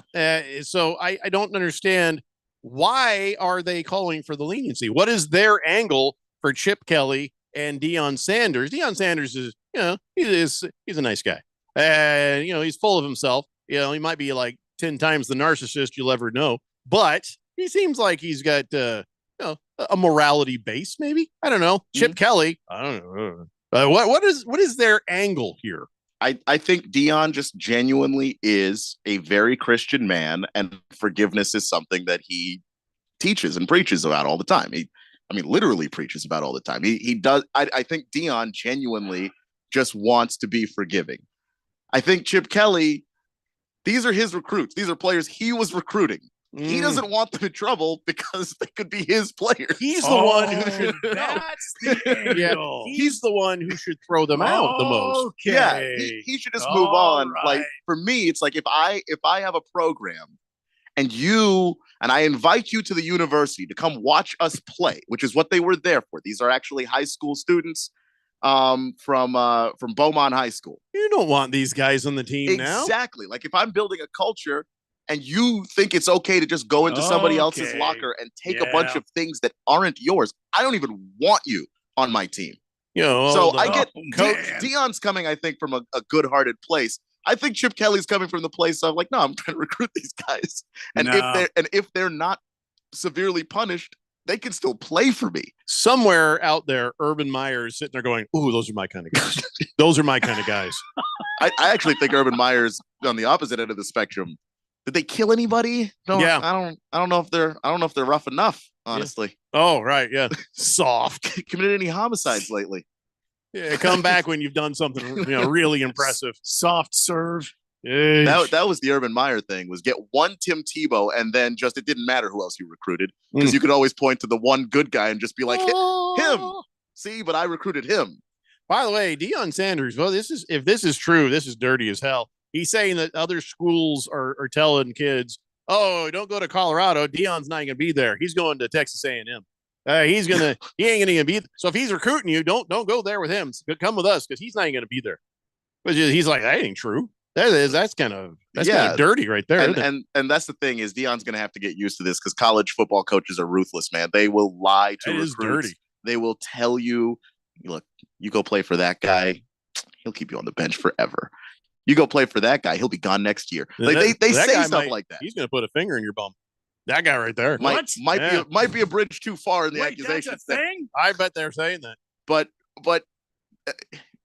like you have to use your just some common sense here. If you've ever watched a Texas A&M football game, the culture around that, Deion is not a culture fit. That's just a very unique place. Mm-hmm. Like Deion would show up and be like, where are the cheerleaders? Oh no, we just have this yell team of a bunch of dudes wearing overalls and the various chants that they do. Like that's just not a Deion place, is all I'm trying to say. He's not going to Texas A&M. I can tell you that right now. Just another face in the crowd talking about the kids stealing out of the locker room says, "I have a side hustle that moves vehicles around the state. Maybe I can just use one of those to see some kid folk out of state." Oh, I didn't realize that was Grand Theft Auto. Nasser Marcus says, maybe Arizona is still paying off the DeAndre Ayton. Yeah, he's still getting checks. They owe him a lot, probably. Oh, man. Kyle G says they lost all that money, and they still can't put out a decent team. It's a good point. Yeah, it's a good point, Kyle. What do they have? They got DeAndre Ayton on the Bobby Bonilla deal. Like, what's going on? They got the men's basketball team is ranked, and the football team is ranked. So there's that. It's going somewhere. It's going somewhere. Places. All right, we got to take a break. When we come back, I don't know what we're doing. We'll do something. It's a Daily Blender here on 1580, The Fanatic. This is Brent Musburger's Action Update on 1580 and 99.3 The Fanatic. The best way to start betting smarter is to sign up for a free VSiN subscription at vsin.com/subscribe. That's vsin.com/subscribe. College football national championship odds. The Michigan Wolverines are the favorite to take home the title despite Jim Harbaugh being suspended for their final 3 games of the regular season. The Wolverines at plus 220 to claim the title, while the Georgia Bulldogs, who are the playoff committee's #1 team, are plus 250 as they go for their 3rd straight national championship. Alabama's not in the top 4, plus 750 to win the title. Ohio State plus 800. Florida State ranked 4th by the committee, plus 900. Oregon also plus 900. I'm Tony Desiri with your VSiN Action Update on 1580 and 99.3 The Fanatic. Sometimes I struggle to get to sleep. My body stopped for the day, but my mind is still running. So I take ZzzQuil. ZzzQuil, the world's #1 sleep aid brand, has a range of non-habit-forming products to fit you and your family's needs. Invest in a great night's sleep for the best you tomorrow.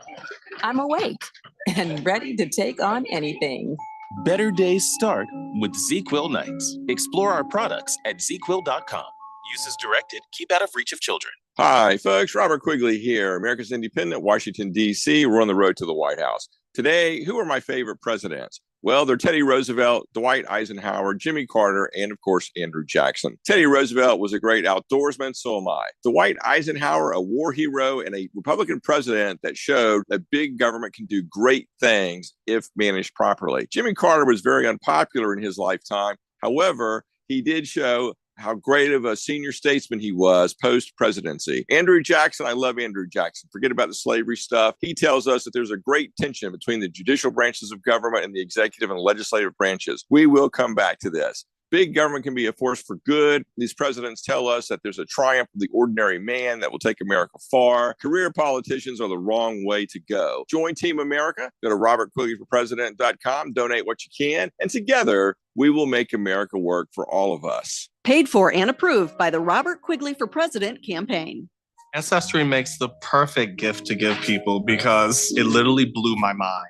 It's literally like you're giving them something that they would have no knowledge of. Which is very important because for us to basically be able to find our missing family or to see my indigenous heritage confirmed inside there. It's one gift, but it's so many different things.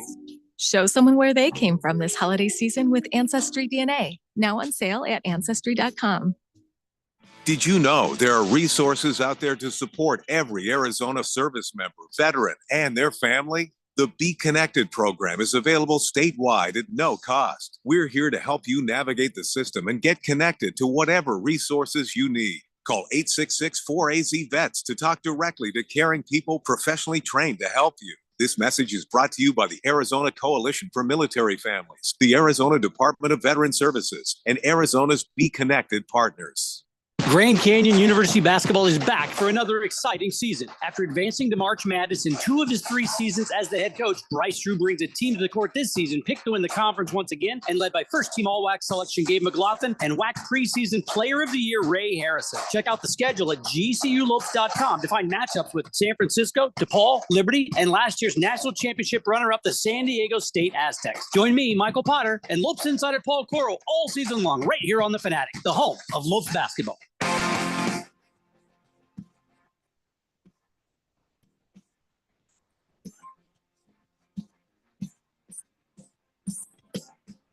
Daily Blender here on 1580, The Fanatic. Wow, we just heard Michael Potter there talking about GCU. Coming up tonight, 6:45 p.m., GCU's playing in a tournament. Their game is against San Francisco. And then, as if on cue, here's Michael Potter.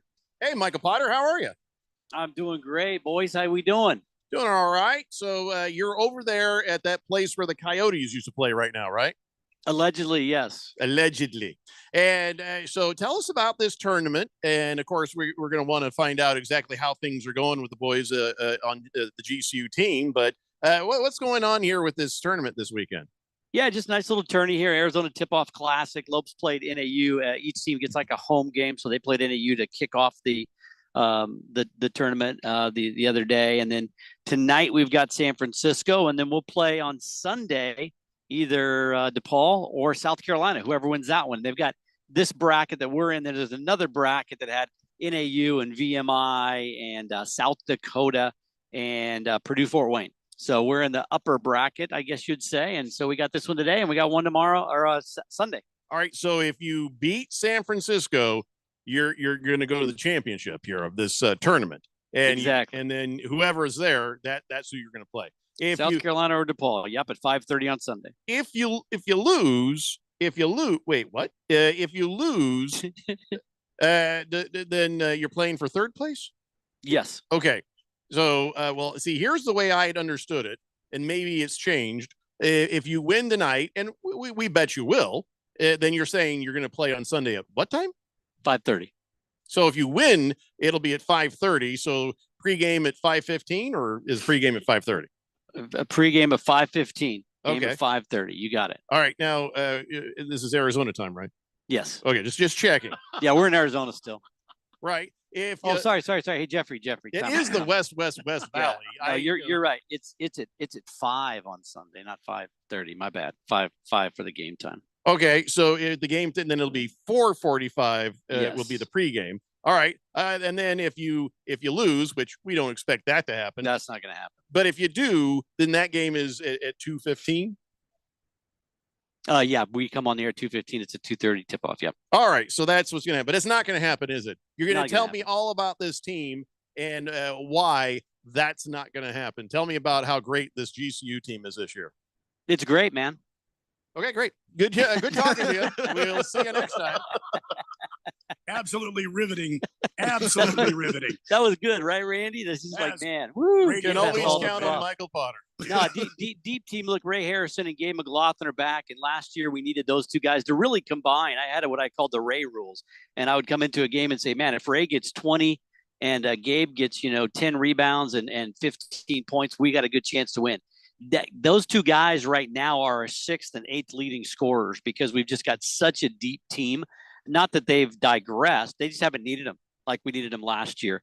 Tyon Grant Foster, transfer, played at KU and DePaul. He comes in. He's averaging 20 points a game in 2 games. Got a couple good bigs. Duke Brennan, who came over from ASU, got his first career double-double a couple of games ago. Sidney Curry, a big 6'8", 270 kid from Louisville, had 17 his last game. So just a very deep squad, a very good defensive squad. Colin Moore, a transfer, he led scoring at Georgia State. He's over here now. So they've got a very deep team. I would say the deepest as far as longest and tallest and best team that they've ever had since I've been doing this. This is my 15th year. Did you say one of the bigs was 6'8", 270? Yeah, they might be low on that 270. Wow. Sid's a big kid. He just stays at one end of the court then, right? Yeah, he played.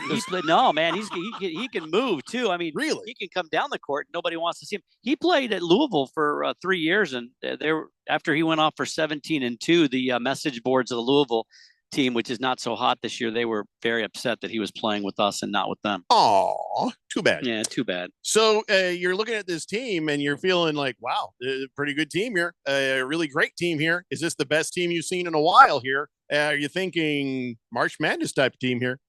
Yes. Yeah, I think right now, I mean, you don't want to put too much on these guys, but at the same time, you look at what we've got. I mean, Bryce Drew, he's in his 4th year. He's been to the tournament twice in his last 3 years with 2 teams that weren't as good as this team, quite frankly. The conference is down a bit. Don't tell them that. They might hear that. The conference is down a bit. And, I would feel like we can do really well in the conference and win the tournament and get into March Madness with a better seed, and we're really with a chance to win our first game and maybe our first 2 games in the history of the school in March Madness. I've never seen you look so far ahead, Michael. Yeah, the coaches and players probably don't like that much, but I mean, as fans and broadcasters, that's what we do, right? I guess so. But listen, that's exciting. Makes it even more exciting to hear and watch these games, man. And Michael, correct me if I'm wrong. I think that you guys can get even deeper because we haven't even had to mention Javon Blackshear Jr. because he's still recovering from injury. Yeah, 100%. We don't know exactly when Javon's going to be ready to go, but he was last year's preseason WAC Player of the Year. He did everything for us his first 3 years with GCU, but had an ACL injury and missed after played 12 games last year. Wasn't even healthy when he was playing those games. So yeah, when he comes back, that'll give us our real true point guard. We don't technically have a true point guard, but as you watch a lot of basketball, that's kind of going by the wayside at times. So he'll be back hopefully in 2 or 3 weeks. And you're right, Keon, it'll make us a much deeper team. And it'll be interesting to see how they work with these guys and how they get everybody the minutes they need. Well, being a deeper team, the philosophy department will love that. Tell me about tonight's matchup. San Francisco. Now, of course, they're from San Francisco. I know that. Good. What else? Anything else? Nothing else? Come on, Carissa Thompson. Don't just make this up. Tell me something. Who's their mascot? The San Francisco Shoelaces. Close. Very close. They're the Dons, the San Francisco Dons.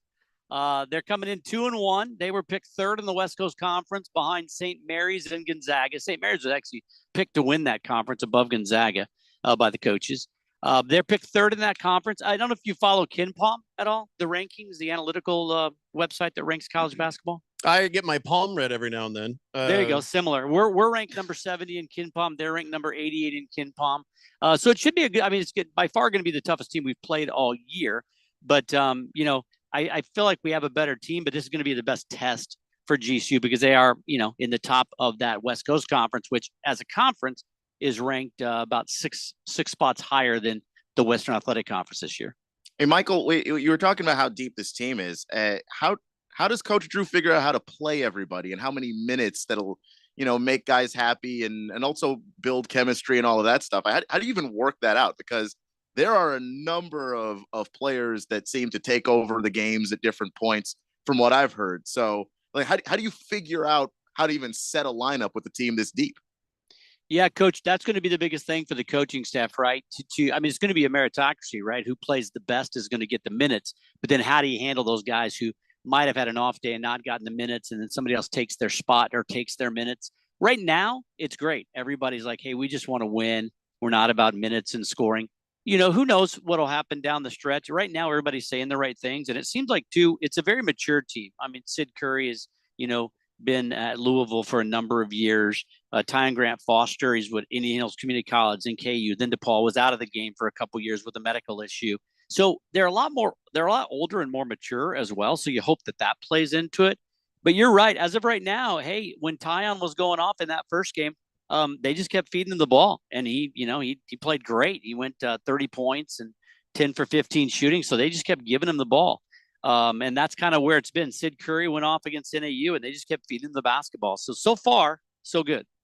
Lost Toby on the text line says, you heard it here first. They win the entire tournament, or else the coach gets a Fanatic tattoo.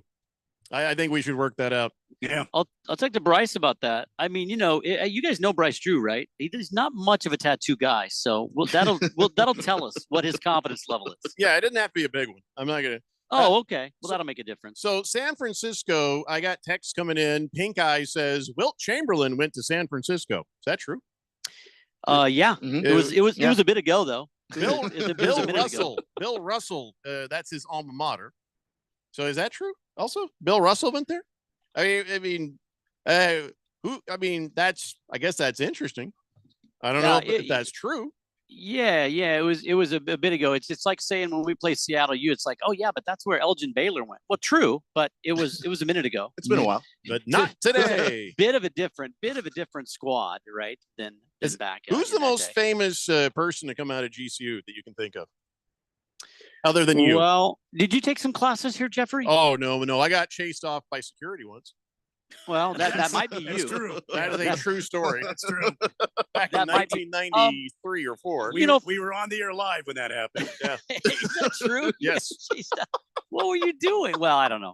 I'll tell you the story another. No, we can talk about it. We went down there and we found out they weren't playing our radio station at like the little food area. So we went down there at a big old bag of stuff to give away, and I was just like trying to be an ambassador. And I was like, "Hey guys, Jeffrey O'Brien there from the radio station. Want to know why aren't you guys airing our stuff?" And the lady there, she smiled at first, and I was like, my hand was out to shake her hands, and she was about to shake my hand, and then she turned and grabbed the phone off the wall and called security right there. And I'm like, oh, and here's why. It turned out it was a food service. They didn't understand what was happening. Yeah. And so after that, it was just nothing but golf carts and me ducking into the dean's office. The dean was actually harboring me as a fugitive. And this is all true. And then after that, it was kind of, I got away. I did get away. I can attest to that. Yes. Yeah. But that, I did notice I drove through by the guard check the other day, and your picture is still in the guard check. Yeah. So I had no idea why. I thought they were fans. Dang. No, not a chance. Hey, FYI, I don't know who texted that. Yeah, Bill Russell absolutely did go to San Francisco, but I was thinking that was wrong about Wilt. Yeah, he went to Kansas. Wilt went to Kansas. Have you heard of Kansas? KU? Yeah, I've heard of that. Yeah, vaguely. Yeah. Somewhere, I think in Kansas. That was Pink Eye who got it wrong, but it was Moist One who got it right. Pink Eye got it wrong? That's Pink Eye got it wrong. Yeah, I know, right? So, all right. So everybody be sure and tune in an hour from now at 6:45 p.m. Michael Potter is on the call, and you'll get to listen to GCU handle some business against San Francisco right here on 1580 The Fanatic. Michael, thanks for slumming it with us and saying hi. Good to hear from you.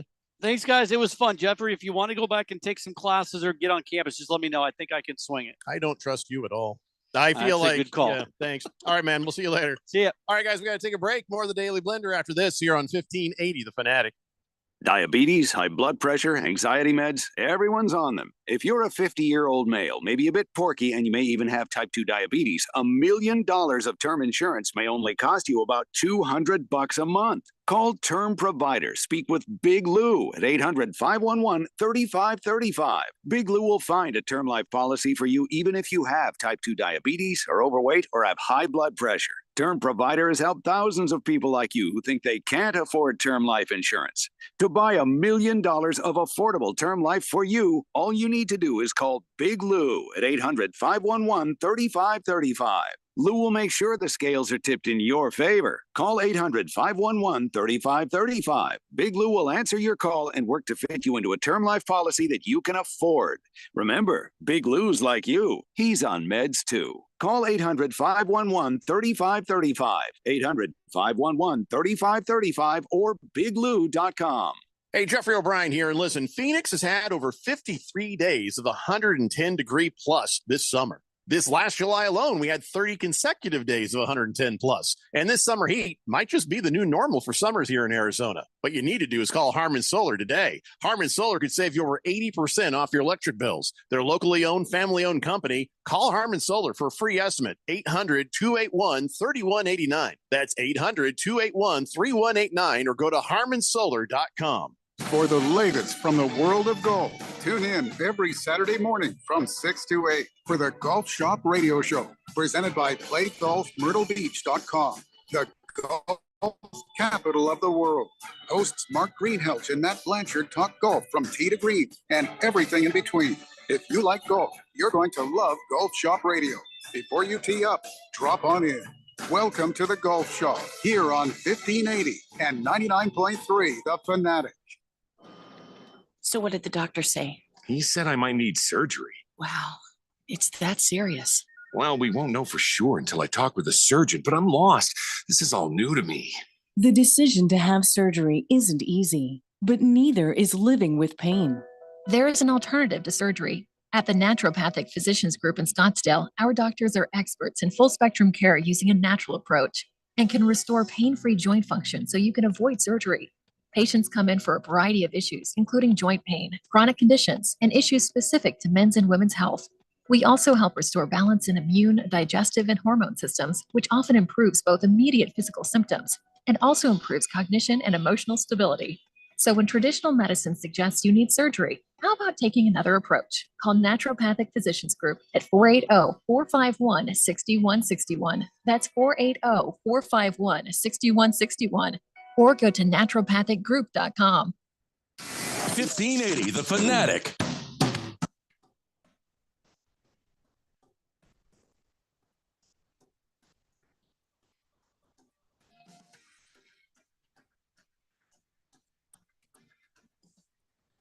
Hey, the Blender here on 1580 The Fanatic. You know, radio ain't quite what it used to be.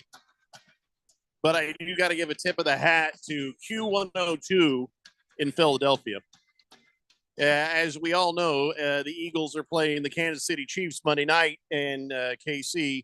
And as you also know, Taylor has been all in on the Chiefs ever since she started hooking with Travis Kelce. Well, Q102, they're like, you know what? To hell with her. We're ditching Taylor Swift in favor of City Pride. They're not playing any of her music this weekend all the way through Monday. And then, of course, they'll put her back on the airwaves on Tuesday. But they're like, this weekend, the only Swift and Kelce we recognize play for the Birds. Talking about DeAndre Swift and Jason Kelce. And so they're like, we ain't playing any damn Taylor Swift. Yeah. And so I feel like they're going to be murdered by teenage girls. Well, brave Q102, brave. I mean, I doubt it. They might lose their hearing from all the yelling. But you know, the old music jocks in us, we would just put the phones on hold and. Yep. The thing is, Sally, don't have to listen to you if you're on hold. The teenage girls in Philadelphia probably agree.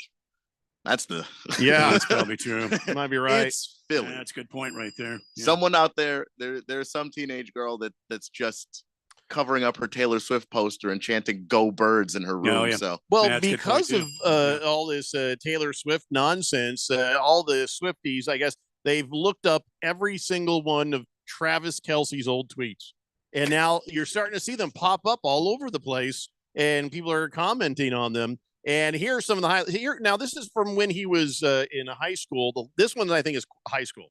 The spelling is atrocious. The question isn't how do you stop us, because frankly spelled Frank Ley. You can't stop what's supposed to happen. The question is which one of us is going to shine. That sounds like something a teenage kid would say in high school. Then later on in college, nap time. Also, in 2010, I hate it when my phone is about to die. Yeah, listen, none of these are going to be deep. Okay, it's Travis Kelce is a college student. Damn, my birthday's tomorrow, and I don't got to do bleep. I don't have nothing to do. Hate this feeling right now. Oh, then the moon looks just crazy tonight. I'm gonna chill out here for a little and just visualize my success and vibe to the scenery, spelled Scenary. Thank God somebody else was taking his test, right? Well, he did go to the University of Cincinnati, I believe. And there's too mad right now. Can't find my phone. How the hell is he tweeting? On his computer, I guess. Yeah, it's just I'm upset. I'm phoneless. Then later, I'm up at Olive Garden with Papa. Had to grab the fettuccine with the chicken Alfredo. Hashtag schmackin'. All right, so that's in 2011. Schmackin'. And then a little bit later, about to go-kart racing. Haha, hope I fit in the cart. And then the dark side of Travis Kelce started to come out. Here's one from 2010. All right. Haha, I just caught myself judging every person that walked past me, whether they were ugly, fat, funny looking, sexy. Haha, I'm tripping. That sounds like a day that Travis Kelce had some drugs. A year later, it got worse. I feel like if you want to be a cheerleader, you have to pass a beauty test. There's too many ugly cheerleaders out there. Oh, boy. SMH. Wow. Well, he is not wrong. I'm not going to lie to you, though. He's if not that's wrong. the worst thing he's ever said, that is the worst thing he's ever said on there. As far as I can see. As far as people digging up your old tweets and finding bad things you said, not bad. So then to compare at the same time, I think even the same day, Taylor Swift in 2011, Travis Kelce 2011. Taylor Swift. From when your Brooklyn broke my skin and bones, I'm a soldier who's returning half her weight, and did the twin flame bruise paint you blue. Just between us, did the love affair maim you too? I don't know what the hell it means, but that sounds pretty deep. Here's his. I just gave a squirrel a piece of bread and it straight smashed all of it. I had no idea they ate bread like that. Ha ha. Hashtag crazy. Yeah. And their parents are meeting each other. Okay. Squirrel. Here's the spelling of squirrel. Squirle. He's not even trying.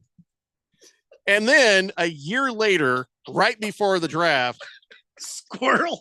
Yeah. I'm glad it wasn't SKERL. Yeah, it was close. Some of his spelling is about that bad. But a year later, just before the draft, the capacity to live in the past by memory can also emancipate the individual from the tyranny of the present. So that dude copied and pasted you're that gonna, completely. You're gonna just not admit that you plagiarized that completely, or no? I'm pretty sure that he did not say that. So all of a sudden he's like, oh crap, I'm about to get drafted. Say something. Say something smart. So there you go. That is what is getting dug up about Travis Kelce. And that's the thing. Them Swifties, man. Oh, they'll take all of you, basically. They're going to take all of you. Oh, everybody gather around against the spread, has some picks for the weekend. Are you ready? Here we go. Here are my NCAA picks. I like Colorado +4 at Washington State tonight. Colorado's been playing better, wants to make a bowl, and Wazoo has been looking terrible lately. I like Michigan to cover -19 because Maryland, at Maryland, because I want to see them, that intern coach, cry again and Mike Loxley give birth to the baby calf he's got sitting in his stomach. I like Georgia to cover -9 against at Tennessee because Tennessee has matchup problems against Georgia. I also like JMU to cover -9.5 versus Appalachian State. JMU's defense is solid, and that team is angry about the NCAA closing them out of the postseason. Play smart, people, and always practice good money management. So there you go. Those are the picks right there. Yeah, the JMU, They're, at the moment, they're still hosed. Is there any chance that their lawyers are going to be able to get them into a bowl game? I mean, there is a chance. They do have a pretty strong case, but also apparently there are 4 different NCAA committees that have to look at this and approve it. And we've seen how the NCAA does things when there's just one of them. When there's 4 of them, my heart goes out to them. I don't know that's going to work out. All right. Also, Travis Kelce's quote came from Marcus Cicero, Roman philosopher and senator. Should have known better. That had a Marcus Aurelius kind of vibe to it, didn't it? I just Googled the words verbatim and it came right up because, of course, it did. I told he you. did not think that himself. Well, it was also all spelled correctly. That's how he knew he copied and pasted it. Ladies and gentlemen, it is now time for On This Date in Big George's Sports History. Back in the year 1985, quarterback Joe Theismann, who previously led the Washington football team to the 1983 Super Bowl title, suffered a oh my God! Oh, his leg! Oh my God! Oh my God! Oh my God! Lawrence Taylor, why? Why? Back to me, Jeffrey. Did you get a video with them? No, I always just see it in my head because they played it over and over, and they replayed that thing many. These days, you see the play happen live, and then like, ooh, that was gruesome. We're not going to replay that. Yeah. Back in 1985, sitting there in front of the TV, I mean, I'm a 14-year-old kid, like, hey, there's Joe Theismann. Oh, and they keep playing it over and over. Yeah. And that's why I can tell you from memory that it was bending. Legs shouldn't bend that way in slow motion. Snap. That was what happened to Joe Theismann. I had to watch it probably no fewer than 10 times that night. They just played it over and over again on a loop. I'm not kidding. If you watch the broadcast, there was a point where they had it on a loop. And it was like bending. You're like, please don't, please. Oh, every time it breaks. Like you're just hoping that this would be the time that it doesn't. Just hit reverse. And it's one of the most enduring sports injuries of all time, because it's like I was a kid in high school years and years later, and then some friend was like, you ever see that Joe Theismann injury? And then you go on YouTube and watch it, and you go, oh, why would you tell me to watch that, you psycho? Bendy, not bendy. Snap. And then years later on the same field, Alex Smith, and same thing, same day. Shouldn't I have that in my sports history? Because I mean, at this point, they have to be connected. Wasn't it literally on the exact same day? I think it was the anniversary of it. What year was that? I'm scrolling to see if George included it later on. I think that was George 2018. George, you missed it.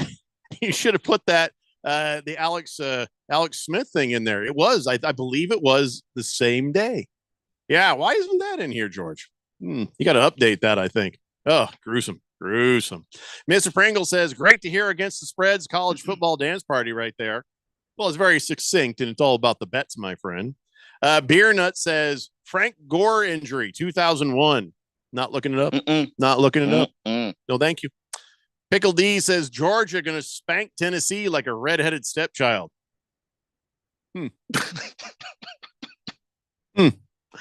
Just I mean, I agree they're going to beat them real bad. That just seems real. I've never had to really think about that particular figure of speech. It just seems cruel and unnecessary. Moist one just pulled a Carissa Thompson. Oh boy. I used to DJ at Q102. No, Okay. you didn't. All right. No, you didn't. All right. Against the Spread says, I already read that. Moist one. Pink Eye brought up the thing that people bring up the minute you mention Wilt Chamberlain. Want to guess what it is? I got one. He was a king with the ladies. Did he sleep with 20,000? I thought it was 10,000.